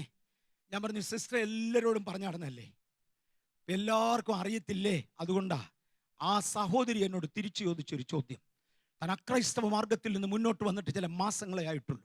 പാസ്റ്ററെ, ലാസറിനെ മരിച്ചവരിൽ നിന്ന് യേശു ഉയർപ്പിച്ചു എന്ന് പാസ്റ്റർ ഇവിടെ പ്രസംഗിച്ചിട്ടില്ലേ? ഞാൻ പറഞ്ഞുണ്ട്. അതിനാരും എന്താ ചിരിക്കാത്തേ? അത് നടക്കാമെങ്കിൽ ഇത് നടന്നുകൂടെ? പാസ്റ്റർക്ക് നാവടഞ്ഞു, മറുപടിയില്ല. യേശു 4 ദിവസമായി മരിച്ച ലാസറിനെ ഉയർപ്പിച്ചു എന്ന് പാസ്റ്ററുടെ പ്രസംഗിച്ചിട്ടില്ലേ? ഉണ്ട്. ആരും ചിരിച്ചില്ലല്ലോ. ഇല്ല. ഇതിനെന്തിനാ ചിരിച്ചേ? ഞാനാണെങ്കിൽ ഒരു ആൺകുഞ്ഞിന് വേണ്ടി പ്രാർത്ഥിച്ചുകൊണ്ടിരിക്കുക. സർജറി നടന്നത് എനിക്കറിയാം. ഒരുവൻ ക്രിസ്തുവിലായാൽ പുതിയ സൃഷ്ടി എന്ന വാക്ക് ഞാൻ വായിച്ചു. ഞാനൊരു കുഞ്ഞിന് വേണ്ടി പ്രാർത്ഥിച്ചുകൊണ്ടിരിക്കുക. തരാമെന്ന് ദൈവം പറഞ്ഞപ്പോൾ എന്തിനാ എല്ലാവരും കൂടെ ചിരിക്കുന്നേ? ഞാൻ പറഞ്ഞു സഹോദരിയുടെ വിശ്വാസം ദൈവം മാനിക്കട്ടെ, ദാറ്റ്സ് ഇറ്റ്. അതിനപ്പുറത്തോട്ട് പറയാൻ എനിക്കില്ലായിരുന്നു. ഒരു 3-4 മാസത്തിനകം തൻ്റെ ഭർത്താവ് വന്ന് വെച്ച് പറഞ്ഞു, പാസ്റ്ററെ ഒരു ഗുഡ് ന്യൂസ്. ഉടൻ ആശുപത്രി കൊണ്ടുപോയി ഞങ്ങളെ നശിപ്പിക്കാൻ പോവാ. ഇല്ല, കുഞ്ഞ് ജനിക്കത്തില്ല, വിളി ചത്തു. കാര്യം ഇവക്കൊരു അവയവവും ഇല്ല, കുഞ്ഞിന് ജനിക്കാനൊക്കത്തില്ല, വിളി ചത്തു. ഞാൻ ആകെ നടുങ്ങി. ഞാൻ പറഞ്ഞു, സഹോദര, അങ്ങേര് ശരിക്കും വിദ്യാഭ്യാസമുള്ള ആളാ. നോട്ട് അറ്റ് ലോവർ ഡെക്ക്, ഒരു ഹയർ ഡെക്കിൽ, മീഡിയം ഹയർ ഡെക്കിൽ യാത്ര ചെയ്യുന്ന ആളാ, വിദ്യാഭ്യാസമുള്ള ആളാ. ഞാൻ പറഞ്ഞു, ബ്രദർ, ദയവായിട്ട് ദൈവത്തെ അങ്ങ് വിശ്വസിക്കുക. നിന്റെ ഭാര്യയ്ക്ക് ഇത്രയും വിശ്വസിക്കാമായിരുന്നത് നടന്നു. എനിക്ക് വിശ്വസിക്കാൻ കഴിഞ്ഞില്ലടാ, നിനക്കും കഴിഞ്ഞില്ല, പക്ഷെ ദൈവത്തെ വിശ്വസിക്കുക. അങ്ങനെയാണ് ഞാനൊരു ചെക്കപ്പിന് കൊണ്ടുപോട്ടെ. ഞാൻ പറഞ്ഞു, കൊണ്ടുപോക്കോ, പക്ഷേ ഇന്നാളിൽ സർജറി ചെയ്ത ഹോസ്പിറ്റലിൽ പോകല്ലേ. സർജറി നടന്ന ആശുപത്രിയിൽ ഇനിയും ടെസ്റ്റിന് കൊണ്ടുപോവുകയാണെങ്കിൽ അവർ കുഞ്ഞിനെ നശിപ്പിക്കും, യാതൊരു സംശയവുമില്ല. കാര്യം അല്ലെങ്കിൽ അവരുടെ സർജറി ഫെയിലിയറായി എന്ന് വരും. അത് വരാതിരിക്കുവാൻ ദയവായി അങ്ങോട്ട് കൊണ്ടുപോകല്ലേ. വേറെ എവിടെയോ ചെക്ക് ചെയ്തു, ടെസ്റ്റൊക്കെ എടുത്തേച്ച് പറഞ്ഞു വളരെ നോർമലാണ്. നേരത്തെ ഇത് റിമൂവ് ചെയ്തെന്നൊന്നും ആരോടും പറഞ്ഞില്ല. കുഞ്ഞിന്റെ ജനനശേഷം ആ പഴയ ആശുപത്രി തന്നെ തിരിച്ചു കൊണ്ടുപോയി. ഒരാൺകുഞ്ഞ് ജനിച്ചു. അവനിപ്പം ഒരു 26-27 വയസ്സ് കാണും അല്ലേ. ഈ പട്ടണത്തിലുണ്ട്. ആ കുഞ്ഞിന് ഇന്നൊരു 26-27 വയസ്സ് പ്രായം കാണും. അവൻ ഇന്നൊരു സുവിശേഷകനാ. ഞാൻ പറഞ്ഞില്ല, ആളുകൾ ജീവനോടി പട്ടണത്തിൽ ഉള്ളത് കൊണ്ട് ഒരു വാചകം അവിടെയും ഇവിടെയും ആരുടെയും അപമാനത്തിന് കാരണമാകാതിരിക്കുവാൻ പറയുകയാ. ഭോഷത്വം എന്ന് ലോകം പറയുന്നത് ദൈവത്തിനൊരു വാക്കാ. വിശ്വസിക്കുന്നവരെ പ്രസംഗത്തിന്റെ ഭോഷത്വം കൊണ്ട് വിടുവിപ്പാൻ ദൈവത്തിന് തിരഹിതമായി. എന്റെ പ്രായം മാത്രം പരിഗണിച്ച് എല്ലാവരുടെയും വിശ്വാസം ഉറപ്പിക്കാനായതുകൊണ്ട് ഞാൻ ഈ വാക്കുകളൊന്ന് പറയട്ടെ. ആ കുഞ്ഞിന്റെ ജനനശേഷം ആകെ പ്രശ്നത്തിലായി. സെൻട്രൽ ഗവൺമെന്റിന്റെ ഇൻക്രിമെന്റ് വാങ്ങിച്ചതാ. ഫാമിലി പ്ലാനിങ് സർജറി കഴിഞ്ഞ് ഡോക്ടർ എഴുതി കൊടുത്തതാ. സർജറി കഴിഞ്ഞ് എവിടെ ചെന്ന് മറുപടി പറയും? അടുത്ത കുഞ്ഞിന്റെ ജനനം എങ്ങനെ റിപ്പോർട്ട് ചെയ്യും? എങ്ങനെ റിപ്പോർട്ട് ചെയ്യാതിരിക്കും? പണ്ട് സർജറി നടത്തിയ അതേ ഡോക്ടർ അടുക്കൽ തിരിച്ചു ചെന്നു. അയാൾ പറഞ്ഞു, എനിക്കൊന്നുകൂടെ ഒന്ന് ചെക്ക് ചെയ്യണം. ചെക്ക് ചെയ്തേച്ച് പറഞ്ഞ വാചകങ്ങളൊന്ന് ശ്രദ്ധിച്ചോ. എൻ്റെ പ്രായം മാത്രം അക്കൗണ്ട് ചെയ്തുകൊണ്ട് ഞാൻ പറയുക. ഡോക്ടർ പറഞ്ഞത്, ഞാൻ ഈ സ്ത്രീയിൽ നിന്ന് അവിടെ ട്യൂബ്സും ഓവറീസും എടുത്തു കളഞ്ഞതാ. നമുക്കത് രണ്ടുമുണ്ട്. കരളിന്റെ ഒരു ഭാഗം മുറിച്ച് കളഞ്ഞാൽ തിരിച്ചു വളർന്നു വരും. കരളിന്റെ ഒരു ഭാഗം മുറിച്ചാൽ തിരിച്ചു വളർന്നു വരും. വിരലിന്റെ ഭാഗം മുറിച്ചാൽ വളരത്തില്ല. ഇതുപോലെ തിരിച്ചു വളരാത്ത ഭാഗമായി എടുത്തു കളഞ്ഞത്, പക്ഷെ അത് തിരിച്ചു വന്നു. ഇനി കരൾ മുറിച്ച് കളഞ്ഞാൽ 40 വയസ്സുള്ള, അന്ന് ആ സ്ത്രീക്ക് 40 വയസ്സുണ്ട്, 40 വയസ്സുള്ള ഒരാളിന്റെ കരൾ മുറിച്ചാൽ ആ കരൾ തിരിച്ചു വളർന്നു വരുമ്പോൾ വളർന്ന ഭാഗത്തിന് 40 വയസ്സ് പ്രായം കാണും. എൻ്റെ നഖത്തിന്റെ തുമ്പ് മുറിച്ചാൽ നീണ്ടുവരും. നീണ്ടുവരുന്ന നഖത്തിന്റെ തുമ്പിന് 67 വയസ്സിന്റെ പ്രായം കാണും. ഈ സ്ത്രീയിൽ അഥവാ ഞാൻ എടുത്തു കളഞ്ഞ ഓവറികളും ട്യൂബും യൂട്രസും തിരിച്ചു വന്നത് നാച്ചുറൽ എങ്കിൽ അതിന് 40 വയസ്സ് പ്രായം കാണണം. ഷെലിവളുടെ tubes, ovaries and all that 15 വയസ്സുള്ള ഒരു പെൺകുട്ടിയുടെ തുല്യപ്രായമാണ്. അന്നിങ്ങോട്ടുണ്ടായി വന്നതായിരുന്നെങ്കിൽ ഒരു കുഞ്ഞ് ജനിക്കാൻ അടുത്ത 14 വർഷം കാത്തിരിക്കണമായിരുന്നു. അവളുടെ ശരീരത്തിന്റെ ഭാഗമായി വളർന്നതെങ്കിൽ 40 കാണണമായിരുന്നു. പക്ഷെ ദൈവം ആരോഗ്യമുള്ള പുതിയതൊന്ന് സൃഷ്ടിച്ച് ഇങ്ങോട്ട് ഫിക്സ് ചെയ്തിരിക്കുക. സാറ നൂറ്റാണ്ടുകളുടെ സഹസ്രാബ്ദങ്ങളുടെ പഴക്കമുള്ള പഴയ നിയമത്തിലെ അമ്മച്ചിയാ ഞാൻ ഈ വിളിച്ചു പറഞ്ഞത്. ഇന്ന് ഈ പട്ടണത്തിൽ ജീവനോടിരിക്കുന്ന ഒരു ജീവിക്കുന്ന സാക്ഷിയാ. പിടികിട്ടുന്നുണ്ടോ? വിശ്വസിക്കുന്നവരെ പ്രസംഗത്തിന്റെ ഭോഷത്വം കൊണ്ട് രക്ഷിക്കുവാൻ ദൈവത്തിന് ഹിതമായെങ്കിൽ ഇന്ന് പകൽ ആ ഭോഷത്വം ഏറ്റെടുക്കുന്ന ദൈവ പൈതലെ വിശ്വസിക്കുവാൻ കഴിയുന്നവരെ ഒരു ദൈവിക സൃഷ്ടി. ഇതൊക്കെ സഭയ്ക്ക് മാത്രം ക്ലെയിം ചെയ്യാൻ കഴിയുന്ന ദൈവിക പ്രത്യേകതകളാ. സഭയ്ക്ക് മാത്രമേ ഇത് ക്ലെയിം ചെയ്യാനൊക്കത്തുള്ളൂ. അതിന് താഴെ ഒന്നിന് ഇതിന് ക്ലെയിം ചെയ്യാനൊക്കത്തില്ല. ഈ ശബ്ദം കടലിന് നേരെ മുഴങ്ങിയ ശബ്ദമാ. ഈ ശബ്ദം കാറ്റിന് നേരെ മുഴങ്ങിയ ശബ്ദമാ. ഈ ശബ്ദം യോശുവയുടെ വായിലൂടെ സൂര്യചന്ദ്രന്മാർക്ക് നേരെ മുഴങ്ങിയ ശബ്ദമാ. ഈ ശബ്ദം ക്രമീകരിക്കുന്ന ശബ്ദമാ. ജീവിപ്പിക്കുന്ന ശബ്ദം, സൃഷ്ടിക്കുന്ന ശബ്ദം, രൂപീകരിക്കുന്ന ശബ്ദം, പിടിച്ചു നിർത്തുന്ന ശബ്ദം. ഹല്ലേലൂയ! കാറ്റേ ആടങ്ങ്, കടലേ ശാന്തമാക്, ഇളകിയ തിരമാലകളെ പിടിച്ചു നിർത്തുന്ന ശബ്ദമായത്. കറങ്ങുന്ന ഭൂമിയെ സൂര്യന്റെ മുമ്പിൽ പിടിച്ചു നിർത്തുന്ന ശബ്ദമായത്. ശബ്ദത്തിന്റെ ഗൗരവം. ചിലർ ദൈവത്തെ വിശ്വസിക്കൂ. ഈ ശബ്ദം പലതിനോട് സംസാരിച്ചു. മോശയുടെ കാലമായി. പുറപ്പാട് 3:10 ദയവായി വായിക്കാം. ചിലൂടെ വേഗത്തിൽ പോയേ പറ്റുള്ളൂ. പുറപ്പാട് 3:10. ആകയാൽ വരിക, നീ എന്റെ ജനമായ ഇസ്രായേൽ മക്കളെ മിസ്രയീമിൽ നിന്ന് പുറപ്പെടുവിക്കേണ്ടതിന് ഞാൻ നിന്നെ ഫറവോന്റെ അടുക്കൽ അയക്കും. ഫറവോൻ എന്ന് പറയുന്ന രാജാവ് അക്കാലത്തെ അതിശക്തനായ രാജാവ്. ഒറ്റയ്ക്ക് സിംഹാസനത്തിൽ നിന്ന് ബോധിച്ചതുപോലെ ഭരിക്കുന്ന വെറും താന്തോന്നിയ. അവന്റെ കയ്യിൽ നിന്ന് ജനത്തെ വിടുവിക്കാവുന്നവൻ ആരുമില്ല. മിസ്രയീമിന്റെ കൾച്ചർ, മിസ്രയീമിന്റെ എക്കണോമി മുഴുവനും ബിൽഡ് ചെയ്യുന്നത് ഒരടിമവർഗത്തെ കൊണ്ടാ. അടിമവർഗത്തിന്റെ രക്തം ഊറ്റി കുടിക്കുന്നത് പോലെ അവരെ ഇട്ട് ഉപയോഗിച്ചാണ് മിസ്രയീമിന്റെ മുഴുവൻ എക്കണോമിയും ബിൽഡ് ചെയ്യുന്നത്. അവരുടെ പിരമിഡുകൾ കെട്ടിയുണ്ടാക്കുന്നത്. അതിനാവശ്യമുള്ള ഇഷ്ടിക ചൂടുന്ന ഈ ജനവിഭാഗം പോയാൽ മിസ്രയീം മിച്ചമില്ല. കർത്താവ് വിക്കനായ മോശെ ഇങ്ങോട്ട് വിളിച്ചേച്ച് 80-ാമത്തെ വയസ്സിൽ ആടുകളുടെ ഇടയിൽ നിന്ന് ഇങ്ങോട്ട് വിളിച്ചേച്ച് പറഞ്ഞു, വാ, ഞാൻ നിന്നെ ഒന്ന് അയക്കാൻ പോകുകയാ. എനിക്ക് നാവായിരിക്കുവാൻ ഞാൻ നിന്റെ നാവോടുകൂടെ ഇരിക്കും. Price the Lord. 80 വയസ്സുള്ള കാലേബിനെ വിളിച്ചേച്ച് പറഞ്ഞു, ഞാൻ നിന്റെ മാംസപേശിയോടുകൂടെ ഇരിക്കും, പോയി മല വെട്ടിപ്പിടിക്ക്. 80 വയസ്സുള്ള മോശയെ വിളിച്ചേച്ച് പറഞ്ഞു, ഞാൻ നിന്റെ നാവോടുകൂടെ ഇരിക്കും, പോയി എന്റെ ഫറവോനോട് സംസാരിക്ക്. എന്തിന്? എന്റെ ജനത്തെ വിടുവിച്ചുകൊണ്ട് വരാൻ. പോയി ജനം കിട്ടുമോന്നൊന്ന് ട്രൈ ചെയ്യാനല്ല. ഇന്ന് പകൽ ട്രയലിനല്ല ദൈവം അയച്ചത്, ഇന്ന് പകൽ കാര്യം ചെയ്യാൻ അയച്ചത്. You are not to make a trial, you have to execute, for there is a command that stands behind you. Praise the Lord. ആരോടോ പരിശുദ്ധാത്മാവ് ഇടപെടുകയാ. ഒരു ട്രയലിനല്ല തമ്പുരാൻ അയക്കുന്നത്, ഒരു കാര്യം ചെയ്യാൻ വേണ്ടിയാ. നീ പോയി എക്സിക്യൂട്ട് ചെയ്യും മോശേ. ഞാൻ നിന്നെ അയക്കയാ. ഞാൻ നിന്നോട് കൂടെ വരും. പത്രോസിന്റെ നിഴലോടുകൂടെ ഇരുന്നവൻ, പൗലോസിന്റെ വിയർപ്പോടുകൂടെ ഇരുന്നവൻ, ആ ഉത്തരീയങ്ങളിലൂടെ വ്യാപരിച്ചവൻ ഇന്ന് പകൽ ദൈവമക്കളോടുകൂടെ ഇരിക്കട്ടെ. നിങ്ങളുടെ നിഴലോടുകൂടെ, നിങ്ങളുടെ അടുത്തുകൂടെ പോകുന്ന വ്യക്തി സൗഖ്യമാകത്തക്കവണ്ണം ഒരു ദൈവിക വിടുതൽ നടക്കുവാൻ നിങ്ങളുടെ ഉള്ളങ്കാൽ ചവിട്ടുന്ന ഇടം ഞാൻ നിനക്ക് തരുമെന്ന് പറഞ്ഞ പഴയ നിയമ കൽപ്പന പുതിയ നിയമത്തിൽ ആവർത്തിക്കപ്പെടുവാൻ വിശ്വസിക്കുന്നവരെ പ്രസംഗത്തിന്റെ ഭോഷത്വം കൊണ്ട് വിടുവിപ്പാൻ ദൈവത്തിന് തിരിഹിതമായി.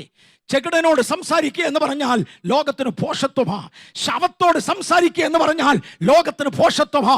സൂര്യചന്ദ്രന്മാരോട് സംസാരിക്കുക എന്ന് പറഞ്ഞാൽ ലോകത്തിന് ഭോഷത്വമാണ്. ജ്ഞാനിയുടെ ജ്ഞാനം എവിടെ? താർക്കികന്റെ താർക്കികത എവിടെ? ദൈവം കുലഹീനമായതിനെ, നികൃഷ്ടമായതിനെ, എന്നെ, നമ്മെ തിരഞ്ഞെടുത്ത് ബലവാന്മാരെ ലജ്ജിപ്പിക്കുവാൻ തന്റെ നാമത്തെ നമ്മുടെ മേൽ വെച്ച് തന്റെ വാക്കുകളെ നമ്മുടെ നാവിന്മേൽ പകർന്നതിനായി ദൈവത്തെ സ്തുതിക്കാം. ദൈവത്തിന്റെ മെത്തേഡ് പ്രസംഗമാ. വായിക്കുന്നില്ല. മോശെ ദൈവം അങ്ങേയറ്റം ഉപയോഗിച്ചു. മോശെ അങ്ങോട്ട് പറഞ്ഞു ചേച്ചി പറഞ്ഞാൽ നിന്നെ അയക്കുക, പോയി പറഞ്ഞ കാര്യം ചെയ്യേ. മോശയുടെ അന്ത്യത്തെക്കുറിച്ച് ബൈബിൾ പറയുന്നത്. ഞാൻ ആത്മയുദ്ധം എടുക്കാനായിട്ട് സാധാരണ മോശയുടെ ചരിത്രം തൊടാറുണ്ട്. ഒന്ന് വായിക്കാം. 4-ലേക്ക് വരാം. 4-ാം അധ്യായം, പുറപ്പാട് 4. എത്രാമത്തെ വാക്യമാണ് നിന്റെ കയ്യിലിരിക്കുന്നത്? എന്ത്? 5, 8 എത്ര? യഹോവ അവനോട്, എത്രാമത്തെ വാക്യമാണെന്ന് പറഞ്ഞു? 2, 4:2. 4:2. നിന്റെ കയ്യിലിരിക്കുന്നത് എന്ന് വെച്ചാൽ ആ വാക്യം എനിക്ക് വേണ്ടി. യഹോവ അവനോട്, നിന്റെ കയ്യിൽ ഇരിക്കുന്നത് എന്ത് എന്ന് ചോദിച്ചു. ഒരു വടി എന്ന് അവൻ പറഞ്ഞു. അത് നിലത്തിടുക എന്ന് കൽപ്പിച്ചു. അവൻ നിലത്തിട്ടു, അതൊരു സർപ്പമായി തീർന്നു. മതി. ആ ചരിത്രം അറിയാൻ വയ്യാത്തൊരു കുറവാ. അഥവാ അറിയാൻ വയ്യാത്തവരുണ്ട്. ദയവായി അവരുടെ സമയങ്ങളിൽ പുറപ്പാട് പുസ്തകത്തിന്റെ ഒരു 3-4 അധ്യായം പിടിയിട്ട് 4-ാം അധ്യായത്തിലായത്. ആടിനെ തീറ്റിക്കൊണ്ടിരുന്ന മോശ തന്നെ ആകർഷിക്കേണ്ടതിന് വേണ്ടി ദൈവം കത്തിച്ച തീ കണ്ടുകൊണ്ട് ഈ തീ എന്തെന്നൊന്ന് അറിയുവാൻ ഇൻക്വിസിറ്റി കൊണ്ട് ഓടി വന്നതാ. വന്നപ്പോൾ തീ സംസാരിക്കുന്നതെന്ന് മനസ്സിലായി. തീക്കകത്തുനിന്നൊരു ശബ്ദം കേട്ടു.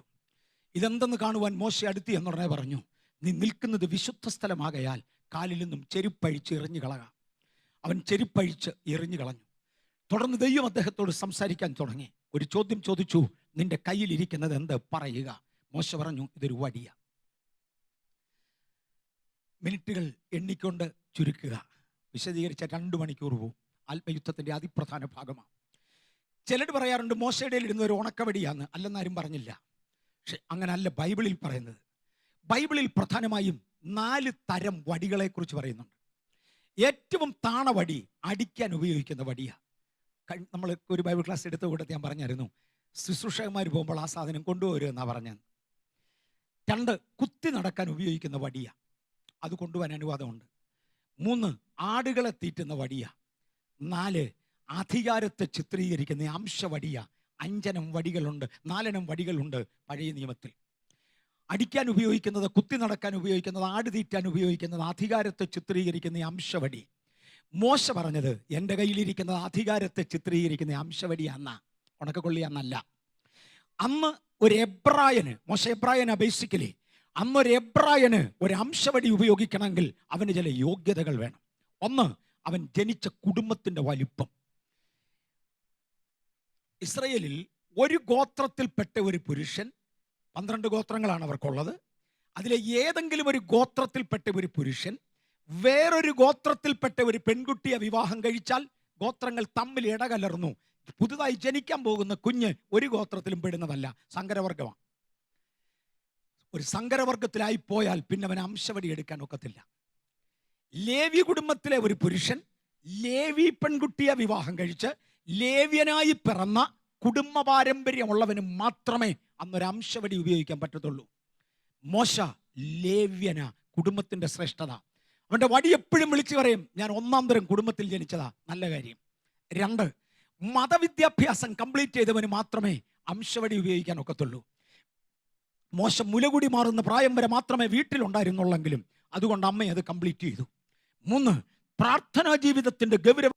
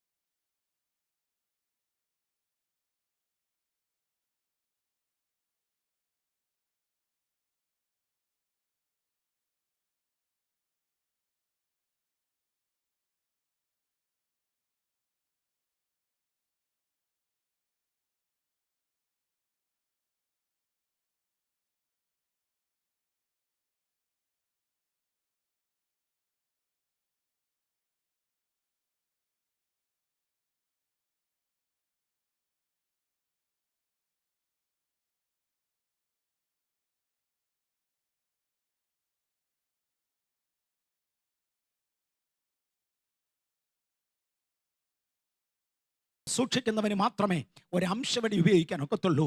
മോശ പ്രാർത്ഥനാ ജീവിതം സൂക്ഷിച്ചു. 4, വിശുദ്ധ ജീവിതമുള്ളവന് മാത്രമേ ഒരു അംശവടി ഉപയോഗിക്കാൻ ഒക്കത്തുള്ളൂ. അവൻ വിശുദ്ധ ജീവിതം സൂക്ഷിച്ചു. അങ്ങനെ തൻ്റെ കുടുംബം, തൻ്റെ മതവിദ്യാഭ്യാസം, തൻ്റെ കഴിവുകൾ, തൻ്റെ പ്രാർത്ഥന, നന്മ, ഇവയുടെ ആകത്തുകയാ കയ്യിലിരിക്കുന്ന അംശവടി. ഇനിയും മോശ അന്ന് നിൽക്കുന്ന ഒരു മിസ്രൈമ്യ കൾച്ചറില് എല്ലാ മിസ്രൈമിനും ഒരു അംശവടി ഉപയോഗിക്കാൻ ഒക്കത്തില്ല. ഒരു മിസ്രൈമിന് അംശവടി ഉപയോഗിക്കണമെങ്കിൽ അവനും വേണം ചില ക്വാളിറ്റി. 1, റോയൽ ഫാമിലിയുടെ മെമ്പറായിരിക്കണം. അതെ, മോശ മിസ്രൈമിലെ ഫറവോന്റെ പുത്രിയുടെ മോൻ എന്ന് വിളിക്കപ്പെട്ടു. 2, റോയൽ ജോലി ചെയ്യുന്നവനാകണം. അതെ, മോശ മിസ്രൈമിലെ സർവ്വസൈന്യാധിപനായിരുന്നു. 3, വിദ്യാഭ്യാസത്തിൽ തികഞ്ഞവനായിരിക്കണം. അതെ, മോശ മിസ്രൈമിലെ സകല വിദ്യയിലും നിപുണനായിരുന്നു. അങ്ങനെയാണെങ്കിൽ 6 7 യോഗ്യതകൾ അവന്റെ ജീവിതത്തിലുള്ളതിന്റെ ആകത്തുകയാ കയ്യിലിരിക്കുന്ന അംശവടി. ഡ്രമ്മിന്റെ കോലും തരാം. അവന്റെ കയ്യിലിരിക്കുന്ന അംശവടി ഇതിന്റെ ആകത്തുകയാ. തമ്പുരാൻ മോശയോട് ഒരു ചോദ്യം ചോദിച്ചു, നിന്റെ കയ്യിലിരിക്കുന്നത് എന്താ പറ. തമ്പുരാൻ പറഞ്ഞു, മോശ പറഞ്ഞു, എൻ്റെ അംശവടി. ഞാൻ ഏത് കുടുംബത്തിൽ പിറന്നാന്നറിയാമോ? എൻ്റെ മതവിദ്യാഭ്യാസം അറിയാമോ? എൻ്റെ ഭക്തി ജീവിതം അറിയാമോ? എൻ്റെ പ്രമാണങ്ങൾ അറിയാമോ? എൻ്റെ കയ്യിലിരിക്കുന്നത് ഇതിന്റെ എല്ലാം കൂടെ ആകത്തുക അംശവടിയാ. അടുത്ത കൽപ്പന തമ്പുരാൻ പറഞ്ഞു, ഇടത്തറയിൽ. ബുദ്ധിമുട്ടാ. 1990 ഞാൻ എൻ്റെ ജോലി രാജിവെച്ചത്. ലാസ്റ്റ് ജോലി എയറോനോട്ടിക്കൽ ഡെവലപ്മെന്റ് എസ്റ്റാബ്ലിഷ്മെന്റിൽ നിന്ന്. അതിനുശേഷം ഒരിക്കൽ ഞാനും എൻ്റെ ഭാര്യ ചിന്നമ്മയെന്ന് ഞങ്ങൾ വിളിക്കും, ഞങ്ങൾ ഒരുമിച്ച് വീടിൻ്റെ വെളിയിൽ കുറച്ച് വീടുകൾ വിസിറ്റ് ചെയ്യാനായിട്ട് പോയി. അതിൻ്റെ കാരണം ഞങ്ങളുടെ ബെഡ്റൂം ഒന്ന് ക്ലീൻ ചെയ്യണമായിരുന്നു. അന്ന് എൻ്റെ ഭാര്യയ്ക്ക് ഒത്തിരി ഡസ്റ്റ് അലർജി ഉണ്ടായിരുന്നു. ഇന്ന് കൃപയാൽ അതവിടെ ഇല്ല. അന്ന് ഒത്തിരി ഡസ്റ്റ് അലർജി ഉണ്ടായിരുന്നു. ഡസ്റ്റ് അലർജി ഒത്തിരി ഉള്ളത് കൊണ്ട് റൂം ക്ലീൻ ചെയ്യാൻ നിന്നാൽ പിന്നെ ബുദ്ധിമുട്ടാകും. അതുകൊണ്ട് മക്കൾ 2 എണ്ണം, അവർ കൊച്ചു പിള്ളേരാണ്, അവരെ 2 പേരെയും വിളിച്ചു പറഞ്ഞു, പിള്ളേരെ ഞാൻ മമ്മിയെ കൊണ്ട് വെളിയിലോട്ട് പോകുക, ഞങ്ങളുടെ റൂം ഒന്ന് ക്ലീൻ ചെയ്യാൻ പറഞ്ഞ് എൻ്റെ 2 കുഞ്ഞുങ്ങളെ ഏൽപ്പിച്ചു. കുറേ ദൂരെ ബനശങ്കരിയിൽ ഒരു വീട്ടിൽ ചെന്നിരിക്കുമ്പോഴാണ് എനിക്ക് പെട്ടെന്ന് ഓർമ്മ വന്നത്, എടാ എൻ്റെ സർട്ടിഫിക്കറ്റ് മൊത്തവും കൂടെ അവിടെ ഇരിക്കുക. 1/2 kg കുറയാതെ സർട്ടിഫിക്കറ്റ് കൃപയാലുണ്ട്. അത് മുഴുവനും കൂടെ ഞങ്ങളുടെ ബെഡ്റൂമിൽ അലമാരിക്കാതിരിക്കുക. ഞാൻ അവിടുന്ന് മോനെ വിളിച്ചു, എടാ സുനിലെ, എടാ അലമാരി ക്ലീൻ ചെയ്തു, അത് ചെയ്തുകൊണ്ടിരിക്കുക. ഞാൻ പറഞ്ഞ എൻ്റെ സർട്ടിഫിക്കറ്റ് എല്ലാം കൂടെ അതിനകത്തിരിക്കുക, കളയല്ലേ. മോശയുടെ പടിയേ, എൻ്റെ സർട്ടിഫിക്കറ്റ് എല്ലാം കൂടെ അതിനകത്തിരിക്കുക. അവൻ തിരിച്ചെന്നോടൊരു ചോദ്യം ചോദിച്ചു, ഡാഡി ഇനി എവിടെയെങ്കിലും ജോലിക്ക് പോകുന്നുണ്ടോ? എയറോനോട്ടിക്കൽ ഡെവലപ്മെന്റ് എസ്റ്റാബ്ലിഷ്മെന്റ് ഫൈനലി ജോലി റിസൈൻ ചെയ്ത് ഇറങ്ങിയതാ. റിട്ടയർമെന്റ് ബെനിഫിറ്റും വേണ്ടാന്നും പറഞ്ഞു പോരുക. കാര്യം കർത്താവ് വേലയ്ക്ക് വിളിച്ചു. ഇപ്പൊ സർട്ടിഫിക്കറ്റ് സൂക്ഷിക്കാൻ പറഞ്ഞപ്പോൾ അവൻ തിരിച്ചൊരു ചോദ്യം, ഡാഡി ഇനി എവിടെയെങ്കിലും ജോലിക്ക് പോകുന്നുണ്ടോ? ഞാൻ പറഞ്ഞു പോകുന്നില്ല. പിന്നെ എന്തിനാ സർട്ടിഫിക്കറ്റ്? അത് എന്തിനാന്ന് എനിക്ക് ഇപ്പോഴും അറിയത്തില്ലെങ്കിലും കളയത്തില്ലെന്നുള്ളത് ഉറപ്പാ. നിങ്ങൾക്ക് മനസ്സിലായോ? കളയത്തില്ലെന്നുള്ളത് ഉറപ്പാ. തമ്പുരാൻ മോശയോട് പറയാ, നിന്റെ കയ്യിലിരിക്കുന്ന വടി തറയിലിടറാ. ഇന്ന് പകൽ അവരവരുടെ പൊസിഷനുകൾ തറയിലിടാൻ കഴിയാത്ത ഒരാളിന് അവനെ ദൈവത്തിന് ഉപയോഗിക്കാൻ കഴിയത്തില്ല. ഞാൻ മറ്റേടത്തെ സെക്രട്ടറിയാ, ഇങ്ങപ്പുറത്തെ പുള്ളിയാ, എന്നെ അറിയുന്ന 50 പേരുണ്ട്, എന്റെ കൂട്ടുകാർ വലിയവരാ. മോനെ, നിന്റെ കയ്യിലിരിക്കുന്ന വടി തറയിലിടാൻ തയ്യാറല്ലെങ്കിൽ ഈ ഭോഷത്വമുള്ള ശബ്ദം നിന്നെ ഏൽപ്പിക്കാൻ പറ്റുകയില്ല. മോശ വടി തറയിലോട്ടിട്ടു. നോക്കി നിൽക്കുമ്പോൾ അതൊരു പാമ്പായി മാറി. മോശ കണ്ട് ഭയപ്പെട്ട് ഓടാൻ നോക്കുക. ഞാൻ ആ ഭാഗം ഒരു വാചകം കൂടെ, നിങ്ങളുടെ കാലേ ചെരുപ്പില്ലെന്നോർത്തോണം. ചെരുപ്പ് ആദ്യമേ കളഞ്ഞതാ. ഈ സ്റ്റേജിൽ കൂടെ ചെരുപ്പില്ലാതെ ഓടാൻ ഒരു പ്രയാസവും ഇല്ല. പക്ഷെ മോശ നിൽക്കുന്ന സ്റ്റേജിലല്ല, മുൾപ്പടർപ്പിന്റെ ഇടയ്ക്കാ. പിടികിട്ടുന്നുണ്ടോ? മോശ നിൽക്കുന്നത് മുൾപ്പടർപ്പിന്റെ ഇടയിലാ. കാലേ മുള്ളുകൊള്ളും ചെരുപ്പില്ലാതെ ഓടിയാൽ. എനിക്കിവിടെ വേല കാണിക്കാൻ കാര്യം മുള്ളില്ല. മോശയുടെ കാലേ മുള്ളുകൊള്ളും. മോശ ആലോചിച്ചു നോക്കി, മുള്ളു കൊണ്ടാൽ പിന്നെ വലിച്ചൂരാം, ഈ നിൽക്കുന്ന പാമ്പ് കടിച്ചാൽ പോക്ക. മിസ്രൈമിലെ മിലിറ്ററി സയൻസ് കംപ്ലീറ്റ് ചെയ്ത മോശ മിസ്രൈമിലെ സർവ്വസൈന്യാധിപന് വിഷപ്പാമ്പിനെ കണ്ട തിരിച്ചറിയാം. ഇതെന്നെ കടിച്ച ചത്തുപോകും. ഓടാൻ ശ്രമിക്കുമ്പോഴാണ് ഈ തീ വീണ്ടും പറയുന്നത്, നില്ല്, അതിൻ്റെ വാലെ പിടിക്കുക.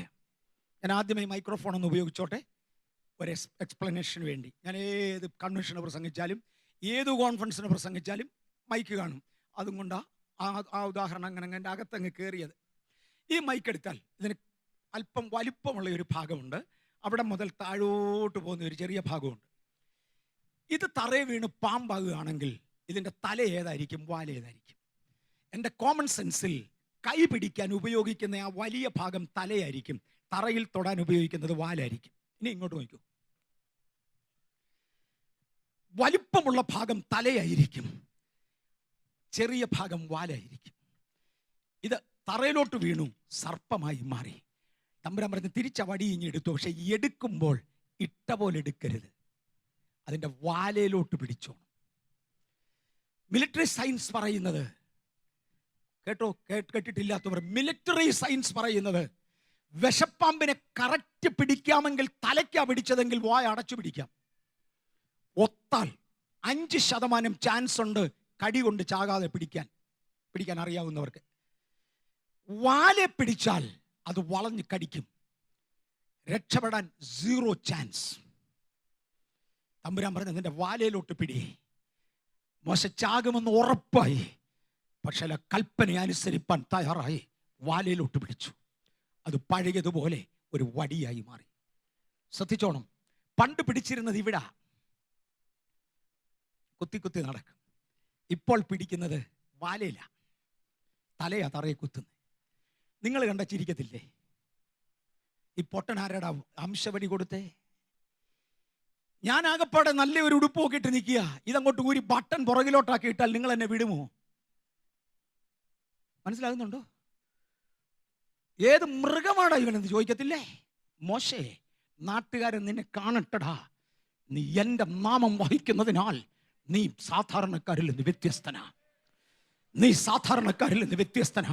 ദൈവത്തിന് ചിലതിനെ authority ഏൽപ്പിക്കാനുണ്ട്. Can you be different? സാധാരണക്കാരിൽ നിന്ന് വ്യത്യസ്തരാകുമോ? ദൈവം വേർപാട് നോക്കുമോ? കൂട്ടുകാർ കളിയാക്കി ഇല്ലേ, ഞാൻ സ്വയം കളിയാകേണ്ടി വരും. കൂട്ടുകാരനെ അപ്രൂവ് ചെയ്യത്തില്ല. Who need their approval? ദൈവം എന്നെ അപ്രൂവ് ചെയ്യുമെങ്കിൽ അതിനപ്പുറം ആരുടെ അപ്രൂവല? ഈ നാട് മുഴുവനും കൂടെ അപ്രൂവ് ചെയ്താൽ എന്ത് സാധിക്കാൻ? ദൈവം എന്നെ അപ്രൂവ് ചെയ്താൽ എനിക്ക് ചിലത് സാധിക്കാനുണ്ട്. തലതിരിഞ്ഞ വടി മോശ കയ്യിലോട്ടെടുത്തു. മറക്കരുത്, പഴയ വിദ്യാഭ്യാസം അല്ലേ? ഈ അംശവടി എന്തിനാ ചിത്രീകരിക്കുന്നത്? കുടുംബം, വിദ്യാഭ്യാസം, കഴിവുകൾ എല്ലാത്തിനും ചിത്രീകരിക്കുന്നതാ. ഒറ്റ എല്ലാം കയ്യിലുണ്ട്. ഓൺലി തിങ്, തലതിരിഞ്ഞു. The priority is reversed. പണ്ട് ലാഭമായിരുന്നത് ഇപ്പോൾ ക്രിസ്തു നിമിത്തം ഛേദം. പണ്ട് ഒടുവിൽ കടന്നത് ഇന്ന് പ്രാധാന്യമുള്ളതായി മാറി. ഇതുവരെയും താഴെയായി ഇരുന്നത് ഇന്ന് മുകളിലായി. ഇതുവരെയും മുകളിലായി ഇരുന്നത് ഇന്ന് താഴെയായി. മോശയുടെ കയ്യിൽ വടി തലതിരിഞ്ഞ് കഴിഞ്ഞപ്പോൾ തമ്പുരാൻ പറഞ്ഞു, ആകയാൽ ഇപ്പോൾ വരിക, ഞാൻ നിന്നെ ഫറവോന്റെ അടുക്കലേക്ക് അയക്കാൻ പോകുകയാ. ഇതുവരെ ഞാനാ സംസാരിച്ചു വന്നത്. പ്രപഞ്ചത്തെ സൃഷ്ടിച്ചതിന്റെ വാക്കാ. പ്രസംഗത്തിന്റെ പോഷത്വം ഞാൻ നിനക്ക് കൈമാറുകയാ. നാവിന് വിക്ക് കാണും, മതി ഈ പോഷത്വം. ഫറവോന്റെ അടുക്ക പോയി പറ, നീ ജനത്തെ വിടുവിക്കും. ഇപ്പകൽ തലതിരിഞ്ഞ കുറെ വടി ദൈവസന്നിധിയിൽ എടുക്കുവാൻ തയ്യാറുള്ളവർ ഇതിനകത്തുണ്ടോ? നിങ്ങളുടെ മേൽ ഒരഭിഷേകം വീഴട്ടെ, നിങ്ങളുടെ മേൽ ഒരു ദൈവശക്തി പകരട്ടെ. പ്രസംഗത്തിന്റെ പോഷത്വം കൊണ്ട് ചിലതിനെ വിടുവിക്കുവാൻ, ആരെയാ? വിശ്വസിക്കുന്നതിനെ രക്ഷിക്കുവാൻ ദൈവത്തിന് പ്രസാദമായി. ആളുകളെ ദൈവം വചനം ഏൽപ്പിക്കാൻ തുടങ്ങി. ഒരു ദിവസം എസെക്കിയേലിനെ ഇങ്ങോട്ട് വിളിച്ചു പറഞ്ഞു, എസെക്കിയേലേ, നീ ഒരു പോഷത്വം കാണിക്കണം. ഞാൻ നിന്നെ ഒരു താഴ്വരയിലേക്ക് അയക്കുക. വാ. യഹോവയുടെ കൈ എസെക്കിയേലിന്റെ മേൽ വന്നു. യഹോവയുടെ ആത്മാവിൽ പുറപ്പെടുവിച്ചു. താഴ്വരയുടെ നടുവിൽ ചെന്ന് നിന്നു. ഉണങ്ങിയ അസ്ഥികൾ കൊണ്ട്, ചെതറിക്കിടക്കുന്ന അസ്ഥികൾ കൊണ്ട് നിറഞ്ഞിടത്ത് നിന്നുകൊണ്ട് തമ്പുരാൻ പറഞ്ഞു, ഇതിനകത്ത് ജീവൻ കൊണ്ടുവരുവാൻ എനിക്ക് നിന്റെ നാവ് വേണം. ഇന്ന് പകൽ ചിലതിൻ്റെ നാവേൽ ദൈവം ചില നന്മകൾ പകരട്ടെ. മരിച്ചു കിടക്കുന്ന ചിലതിനെ ഉയർപ്പിച്ചെടുക്കുന്ന യേശുവും ഉണങ്ങിക്കിടക്കുന്ന അസ്ഥികളെ തിരികെ ചേർക്കുന്ന എസെക്കിയേലും ഇന്ന് ഒരുമിച്ച് നിൽക്കട്ടെ. ബേഥേൽ യേശുവിന്റെ നാമത്തിൽ വളരുക.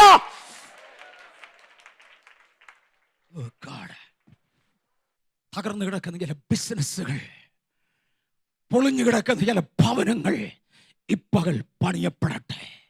അവിശ്വാസത്തിന്റെ നാവുകൾ നമുക്കൊന്ന് അടയ്ക്കാം, വിശ്വാസത്തിന്റെ നാവുകളൊന്ന് തുറക്കാം. ദൈവം ചിലതിനെ പ്രവചിക്കാൻ ഏൽപ്പിക്കട്ടെ. മോശയുടെ കാലശേഷം യോശുവയെ ഏൽപ്പിച്ചു. യോശുവ സൂര്യചന്ദ്രന്മാരെ വരെ പിടിച്ചു നിർത്തി. യോശുവയോട് പറഞ്ഞു, നിന്റെ ജീവകാലത്തൊരിക്കലും, ഞാൻ വേറെ ഏറിയ തൊടുക, നിന്റെ ജീവകാലത്തൊരിക്കലും ഒരുത്തനും നിനക്ക് നേരെ നിൽക്കത്തില്ല. യോശുവ പോയി യെരിഹോ കോട്ട പിടിച്ചെടുത്തു. ഒരുത്തനും നേരെ നിന്നില്ല. തുടർന്ന് ഒരു ചെറിയ പട്ടണമായ ഹായിയിലേക്ക് ഇറങ്ങി. ഇസ്രായേലിലെ അനേകർ പട്ടുപോയി. യോശുവ തോറ്റ് തിരിച്ചോടി പോയി ദൈവസന്നിധിയിൽ അങ്ങ് വീണ്, കർത്താവേ, എൻ്റെ ജീവകാലത്ത് ഒരുത്തനും ഒരിക്കലെതിരെ നിൽക്കയില്ലെന്ന് അങ്ങ് വാക്ക് പറഞ്ഞിട്ട് ഞാൻ തന്റെ വെട്ടുകൊണ്ട് ഓടുന്ന കർത്താവേ. തമ്പുരാൻ പറഞ്ഞു, യോശുവ, നിന്റെ ഇടയിൽ ഒരാഖാനുണ്ടടാ. ഞാൻ അനുവദിക്കാത്ത ഒരാഖാൻ. ഞാൻ ഈ വേർപാട് ലംഘിക്കുന്നവരെ കഴിയുമെങ്കിൽ 1 ഡിസ്റ്റൻസിൽ നിർത്തും. കാര്യം അവൻ ആഖാനായിട്ടാണ്. നിങ്ങൾക്ക് മനസ്സിലാകുന്നുണ്ടോ? അവിശ്വാസികളുമായി ഇണയില്ലപ്പണ കൂടുക, ജാതികീയമായ പ്രമാണത്തിലേക്ക് ഇറങ്ങുക, ദൈവത്തിന്റെ വ്യവസ്ഥയിൽ നിന്ന് മാറുക, നാട്ടുകാരനെ പോലെ കോലം കെട്ടുക. ആഖാൻ ഇതിനകത്തുള്ളിടത്തോളം ഇസ്രായേൽ ജയിക്കത്തില്ല. മോനെ, എൻ്റെ പ്രമാണം, എൻ്റെ വചനം, എൻ്റെ പ്രമാണത്തിൽ നിൽക്കുന്നവർക്ക്, എൻ്റെ പ്രമാണം വിട്ടവനെ കല്ലെറിഞ്ഞു കൊല്ല്, അതിനുശേഷം ഞാൻ ജനത്തെ സഹായിക്കും. ഇന്ന് പകൽ എൻ്റെ വ്യക്തി ജീവിതത്തിലുള്ള ആഖാന്മാരെ പിടിക്കുമെന്ന് പറയുന്നവർക്കായി അവനോട് സോഫ്റ്റായി ഇടപെടുമെന്നല്ല. You are no more. ഇനി ഒരിക്കലും നിനക്ക് എൻ്റെ കൂടെ പറയാനൊക്കത്തില്ല. നിന്നെ കല്ലെറിഞ്ഞു കൊന്ന് നിന്റെ മേലൊരു കൽക്കുന്ന് കൂട്ടിയ ശേഷമേ ഇസ്രായേൽ യുദ്ധത്തിനുള്ളൂ. കാര്യം ദൈവത്തിന്റെ വചനം ക്രിയ ചെയ്യുവാൻ അരുതാത്തതൊന്നും പാടില്ല. പുതിയ നിയമത്തിലേക്ക് പ്രവേശിക്കുമ്പോൾ ഞാൻ ഇവിടോട്ട് ക്ലോസ് ചെയ്യട്ടെ. യേശുവിൻ്റെ വഴി ഒരുക്കുവാൻ യോഹന്നാനെ അയച്ചു. മത്തായിയുടെ സുവിശേഷം 3:1 വായിക്കണ്ട. യോഹന്നാൻ ഇറങ്ങി വിളിക്കാൻ തുടങ്ങി. മരുഭൂമിയിൽ വിളിച്ചു പറയുന്നവൻ്റെ വാക്കാവിത്. ഞാൻ കഴിഞ്ഞ ദിവസം പറഞ്ഞായിരുന്നു, യോഹന്നാന്റെ അടുക്കൽ ആളുകൾ വന്ന് ചോദിച്ചു, നീ ഏതാടാ യോഹന്നാനെ, നീ ഏതാ? നീ തണ്ടിറങ്ങി സ്നാനപ്പെടുത്തുന്നു. ഭയങ്കരമല്ലേ? യോഹന്നാന്റെ അപ്പൻ സക്കറിയ പുരോഹിതൻ ആലയത്തിൽ യാഗപീഠത്തിന്റെ മേൽ യാഗം നടത്തുമ്പോൾ ആ സെക്കരിയാവിന്റെ മകൻ അടുത്ത പുരോഹിതനായി യാഗം നടത്തേണ്ടവൻ യാഗപീഠം വിട്ടു യോർദാനിൽ ഇറങ്ങി മുക്കുക. സെക്കരിയ പുരോഹിതൻ, യോഹന്നാന്റെ അപ്പൻ, ആലയത്തിൽ വരുന്ന വിശുദ്ധ കാഴ്ചയപ്പം കൊണ്ട് ആഹാരം കഴിക്കുമ്പോൾ ഇവന്റെ ആഹാരം വെട്ടിക്കിളിയും കാട്ടുതേനും. യോഹന്നാന്റെ അപ്പൻ സെക്കരിയ പുരോഹിതൻ വിശുദ്ധ വസ്ത്രം ധരിച്ച് ദേവാലയത്തിൽ കയറുമ്പോൾ യവന്റെ ഒട്ടകരോമം കൊണ്ടുള്ള ഉടുപ്പും അരയിൽ തോൽവാറും. സെക്കരിയ പുരോഹിതൻ ദേവാലയത്തിൽ വിശുദ്ധന്മാരുടെ ഇടയിൽ ശുശ്രൂഷിക്കുമ്പോൾ യവന്റെ യോർദാനിലെ വെള്ളത്തിൽ മുങ്ങുകയും പൊങ്ങുകയും. എന്താടാ ഇത്? ഞാൻ കർത്താവിന്റെ വഴിയൊരുക്കാൻ വന്നവനാ. അമ്മ സൃഷ്ടിച്ചവൻ, ഉളവായി വരട്ടെ എന്ന് പറഞ്ഞവൻ തന്റെ ജഡരൂപത്തിൽ വരാൻ പോകുകയാ. അവന്റെ വഴിയൊരുക്കാൻ എന്നെ അയച്ചിരിക്കയാ. അതുകൊണ്ട് എനിക്കൊരു വ്യക്തിത്വമില്ല, എന്റെ പിമ്പിൽ ഒരുവനുണ്ട്. പിമ്പിൽ ചിലരുണ്ടെന്ന് ഉറപ്പുള്ളവർക്കായി സ്തോത്രം. എന്റെ പിമ്പിൽ ഒരുവനുണ്ട്, ഞാൻ വഴിയൊരുക്കാൻ വന്നതാ എന്ന പ്രസംഗിക്ക് യോഹന്നാനെ. നിന്റെ പിമ്പിൽ വരുന്നവന്റെ വഴിയൊരുക്കാനാണ് വന്നതെങ്കിൽ പ്രസംഗിക്ക് യോഹന്നാനെ. പുറകെ വരുന്നവൻ പ്രസംഗിക്കുന്നവനാ. 9-ാമത്തെ അധ്യായത്തിലേക്ക് വരുമ്പോൾ വായിക്കുന്നില്ല. 9-ാമത്തെ അധ്യായത്തിന്റെ 35-ാമത്തെ വാക്യത്തിൽ യേശു പട്ടണം തോറും ഗ്രാമം തോറും പ്രസംഗം ആരംഭിച്ചു. കുറേ വർഷങ്ങൾക്ക് മുമ്പ് ഒരിക്കൽ ഞാൻ ഇവിടെ പറഞ്ഞതാ, ഗ്രാമത്തിൽ പ്രസംഗിക്കാൻ ആൾ കിട്ടാൻ ബുദ്ധിമുട്ടാണ് പലപ്പോഴും. പട്ടണത്തിൽ പ്രസംഗിക്കാൻ ഒരുപാട് പേർക്ക് സന്തോഷമാണ്. വേറെ ചിലർക്ക് പട്ടണം കാണുന്ന പേടി, അവർ ഗ്രാമത്തിലേ നിൽക്കത്തുള്ളൂ. വസ്ത്രമില്ലാത്തവൻ, തുണിയില്ലാത്തവൻ, കുളിക്കാത്തവൻ, ക്ഷയരോഗി, ഇവരുടെ ഇടയിലേ അവർക്ക് പ്രവർത്തനം ഉള്ളൂ. ഇനി ചിലർ പട്ടണത്തിലേ ഉള്ളൂ. ഇന്നലെ അസാമാന്യമായ ഒരു ദൈവ സാന്നിധ്യം കഴിഞ്ഞ് രാത്രിയിൽ ഇവിടെ വ്യാപരിച്ചു. ഒടുവിലത്തെ ആളുകൾ വീട്ടിൽ പോകുമ്പോൾ നേരെ വന്നായി കാണും. ഇവിടെ തന്നെ ആരും പോയില്ല. എൻ്റെ മോനെ, അസൂസ സ്ട്രീറ്റിലെ ഉണർവിൻ്റെ ആരംഭം ഇതായിരുന്നു. മീറ്റിംഗ് തുടങ്ങിയ നിർത്താനൊക്കെയില്ല. മിഡിൽ ഈസ്റ്റിലെ പല രാജ്യങ്ങളിലും ഉണർവ് വരുന്നതിന് മുന്നമേ ഞങ്ങൾ വാനികൾ റെഡിയാക്കി നിർത്തിയിട്ടുണ്ട്. ആത്മവിശ്വതയിൽ തറയിൽ വീഴുന്നതിന് ഇവിടെ കടന്നാൽ മതിയായിരുന്നു ഇവർക്ക്. അവിടെ ഹോട്ടലുകളിലും മറ്റുമായതുകൊണ്ട് ലൈറ്റ് ഓഫ് ചെയ്യേണ്ട സമയത്ത് ഓഫ് ചെയ്യണം. ഇവരെ നടക്കാൻ ഇവർക്ക് ഒക്കാത്തത് കൊണ്ട് അവരെ എടുത്തുകൊണ്ട് പോകാൻ വാൻ ക്രമീകരിച്ചായിരുന്നു പല മീറ്റിങ്ങുകളും പല ഉണർവിൻ്റെയും പുറകിൽ. ഒരു ഉണർവ് ആരംഭിക്കുമെങ്കിൽ ദൈവം ചിലത് ചെയ്യും. കഴിഞ്ഞ രാത്രിയിലും അനുഭവം ഉണ്ടായി എന്ന് പറഞ്ഞാൽ സ്തോത്രം. ഞാനൊക്കെ 10 കഴിഞ്ഞപ്പോൾ പോയി, പലർക്കും പോകാൻ കഴിയാതെ കിടന്നു. സ്തോത്രം വരട്ടെ. യേശു പട്ടണം തോറും ഗ്രാമം തോറും ശുശ്രൂഷിച്ചു.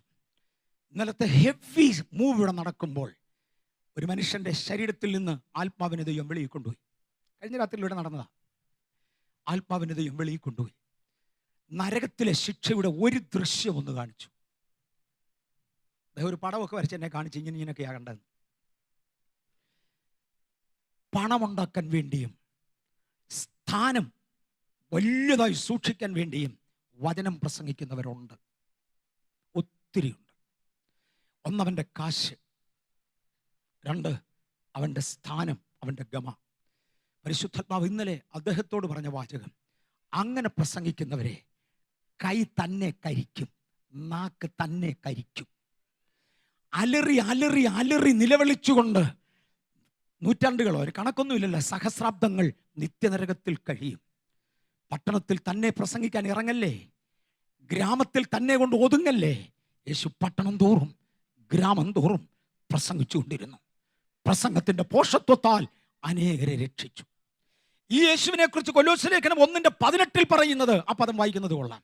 കൊലോസ്യ ലേഖനം 1:18 പറയുന്നത്, നേരം പോയി, അവൻ സഭ എന്ന ശരീരത്തിന്റെ തലയും, അവൻ സഭ എന്ന ശരീരത്തിന്റെ തലയാ. ഈ പ്രസംഗിച്ച് നടന്ന യേശു നമ്മുടെ തലയാ. വിശ്വസിക്കാവുന്നവർ പറഞ്ഞു, പ്രസംഗിച്ച യേശു സഭയുടെ തലയാ. തല പ്രസംഗിച്ചെങ്കിൽ ഓടൽ പ്രസംഗിച്ചുകൊണ്ടിരിക്കും. തല ചെയ്ത വഴി തുടർന്നുകൊണ്ടിരിക്കും. യേശു പ്രസംഗിച്ചുകൊണ്ടിരുന്നു. തന്റെ ശിഷ്യന്മാരെ വിളിച്ചു പറഞ്ഞു, നിങ്ങളും പോയി പ്രസംഗിക്ക്. പ്രസംഗത്തിന്റെ പോഷത്വത്താൽ വിശ്വസിക്കുന്നവരെ രക്ഷിക്കുവാൻ ദൈവത്തിന് തിരിഹിതമായി അവരിറങ്ങി പ്രസംഗം. എന്തോ ഒരു പദം ഒന്ന് പുറകോട്ട് പോയി പറയാൻ എൻ്റെ ആത്മാവിൽ എനിക്കൊരു തോന്നലുണ്ടാകുന്നത്. അതുകൊണ്ട് അങ്ങ് പറഞ്ഞോട്ടെ, ക്ഷമിക്കണം. ഇന്നലെ ഉണ്ടായ ദർശനം ശരിയാണോ എന്ന് ചോദിക്കുന്നവർ കണ്ടേക്കാം. തെറ്റാണെന്ന് ചോദിക്കുന്നവർ അതിനേക്കാൾ കൂടുതലുണ്ടല്ലോ. അപ്പൊ പിന്നെ ശരിയാണോ എന്ന് ചോദിക്കുന്നവരുടെ എണ്ണം കുറവല്ലേ? മിണ്ടായിരി. പൊതുജനം പലവിധം, അതുകൊണ്ട് സത്യം മാറുന്നില്ല. Okay, I repeat the word, പൊതുജനം പലവിധം, അതുകൊണ്ട് സത്യത്തിന് വ്യത്യാസം വരുന്നില്ല. ദൈവം ഈ ദിവസങ്ങളിൽ പലയിടങ്ങളിലും അനേകരെ സ്വർഗത്തിലും നരകത്തിലും കൊണ്ട് കാര്യങ്ങൾ കാണിക്കുന്നുണ്ട്. നരകം പോയി കണ്ടേച്ചു വന്ന അനേകരും പറയുന്ന വാക്കുകളാണിത്. ദശാംശം മിസ്യൂസ് ചെയ്തത്, ദൈവത്തിന്റെ നാമത്തിൽ ഉണ്ടാക്കിയ പണം കൊണ്ട് ധൂർത്തടിച്ചത് നരകത്തിൽ നിന്ന് മാറത്തില്ല, അവിടെ തന്നെ തുടരും. നമുക്കത് വരാതിരിക്കുവാൻ ദൈവസന്നിധിയിൽ നമ്മെ പ്രതിഷ്ഠിക്കാം. നമുക്കത് വരാതിരിക്കുവാൻ ദൈവസന്നിധിയിൽ നമ്മെ പ്രതിഷ്ഠിക്കാം. ബഥേൽ വളരെ വളരെ വളരെ ചെറുതായിരിക്കുന്ന കാലം, സാമച്ചൻ എന്ന ദേവദാസൻ എന്നോട് ആദ്യം പറഞ്ഞ ദൂതുകളിലൊന്ന്, റൈറ്റ് ഇൻ 1990, 1990 എന്നോട് ആദ്യം പറഞ്ഞ ദൂതുകളിലൊന്ന്, നിന്റെ കയ്യിൽ ഞാൻ പണം ഏൽപ്പിക്കും. അന്നൊരു 1000 രൂപ ഒരുമിച്ച് കണ്ടിരുന്നെങ്കിൽ, ഒരു വർഷം കൊണ്ടുണ്ടായിരുന്നെങ്കിൽ എന്ന് ഞങ്ങളൊക്കെ പ്രാർത്ഥിച്ചുകൊണ്ട് നടക്കുക. ഞാൻ നിന്റെ കയ്യിൽ പണം ഏൽപ്പിക്കും, പക്ഷെ ഒരക്കൗണ്ടിൽ വരുന്നത് ആ അക്കൗണ്ടിൽ തന്നെ കാണണം, മാറരുത്. നിങ്ങൾ എത്ര പേർക്ക് മനസ്സിലാകുമെന്ന് എനിക്കറിയാൻ വയ്യ. ഇന്ന് രാവിലെ ഇവിടെ വന്ന് ആരാധന തുടങ്ങുന്നതിന് മുന്നമേ ഞാൻ ഈ ബോക്സുകൾ തുറന്ന് അതിനകത്ത് കിട്ടുന്ന ചില്ലറ വരെ എടുത്തു മാറ്റി. കാര്യം അത് ഉപവാസ പ്രാർത്ഥനയുടെ അക്കൗണ്ടിൽ പോകേണ്ടതാണ്. എല്ലാം നമ്മുടെയാ, എല്ലാം സഭയുടെയാ, പക്ഷെ അക്കൗണ്ട് ഹെഡിൽ വ്യത്യാസം കാണും. ഇന്നത്തെ സഭായോഗം കഴിഞ്ഞെടുക്കുന്നത് ഉണ്ടെങ്കിൽ, ഉണ്ടെന്നല്ല പറഞ്ഞത്, വേണമെന്നും അല്ല പറഞ്ഞത്, ഉണ്ടെങ്കിൽ അത് സഭായോഗത്തിന്റെ സ്തോത്രകാഴ്ചയോട് ചേരും. ദൈവം പറഞ്ഞതിൽ വിശ്വസ്തത പാലിപ്പാൻ ചിലർ ഏൽപ്പിക്കപ്പെടുമോ? തമ്പുരാൻ വിശ്വസ്തരെ തപ്പുക, തമ്പുരാൻ വിശ്വസ്തരെ തപ്പുക. ചെറുതിലും വലുതിലും വിശ്വസ്തത പാലിപ്പാൻ കർത്താവ് വിശ്വസ്തരെ തപ്പുക. നരകത്തിൽ കിടക്കുന്ന വലിയ പാസ്റ്റേഴ്സിൽ പലരോടും അവിടെ കാണാൻ ചെന്നവർ ചോദിച്ച ചോദ്യം, നിങ്ങൾ എന്തിനാ ഇവിടെ കിടക്കുന്നത്? ദശാംശം, ദൈവത്തിന്റെ പണം മിസ്അപ്രോപ്രിയേറ്റ് ചെയ്തു. ധനമുണ്ടാക്കാനല്ല സുവിശേഷ പ്രസംഗം. സുവിശേഷകനെ മാനിക്കുന്ന ദൈവത്തിന്റെ ജോലിയാ, ദൈവത്തിന്റെ കടമയാ. നാൾ തോറും ജയത്തിന്റെ ഉത്സവത്തോടെ തമ്പുരാൻ നടത്തിയിരിക്കും. യേശു ഗ്രാമം തോറും പട്ടണം തോറും പ്രസംഗിച്ചു. തന്റെ ശിഷ്യന്മാരെ വിളിച്ചു പറഞ്ഞു, നിങ്ങൾ പോയി പ്രസംഗിക്ക്. തലയായവൻ ശരീരത്തെ കടമയേൽപ്പിച്ചു. പൗലോസ് പ്രസംഗിച്ചു, പത്രോസ് പ്രസംഗിച്ചു. അപ്പോസ്തല പ്രവൃത്തികളുടെ പുസ്തകം ഒടുവിലത്തെ അധ്യായത്തിലേക്ക് ഇങ്ങോട്ട് വരുമ്പോൾ പൗലോസ് വാടകയ്ക്ക് വാങ്ങിയ വീട്ടിൽ താമസിച്ച് വിഘ്നം കൂടാതെ തന്റെ അടുക്കൽ വരുന്നവരോട് പ്രസംഗിച്ചു കൊണ്ടിരുന്നു എന്നെഴുതി അപ്പോസ്തല പ്രവൃത്തിക്ക് കോമായിട്ടു. ഫുൾ സ്റ്റോപ്പ് ഇട്ടില്ല കേട്ടോ. അപ്പോസ്തല പ്രവൃത്തിക്ക് ഫുൾ സ്റ്റോപ്പ് ഇല്ല, നമ്മൾ തുടരുക. ദൈവം സഭ ഉള്ളിടത്തോളം കാലം സഭയിൽ അപ്പോസ്തലന്മാരെ ആക്കിയിട്ടുണ്ട്. അവരിന്നും പ്രവർത്തിച്ചുകൊണ്ടിരിക്കുക. ദൈവസഭ ഇന്നും മുന്നോട്ട് പോകുകയാ. എഴുതപ്പെട്ട അപ്പോസ്തല പ്രവൃത്തികൾക്ക് കോമായിട്ട് വിട്ടത് ഫുൾ സ്റ്റോപ്പ് അല്ല, കോമായിട്ട് വിട്ടത് ഈ പദം കൊണ്ടാണ്. വിഘ്നം കൂടാതെ പ്രസംഗിച്ചു കൊണ്ടിരുന്നു. മറക്കരുത്.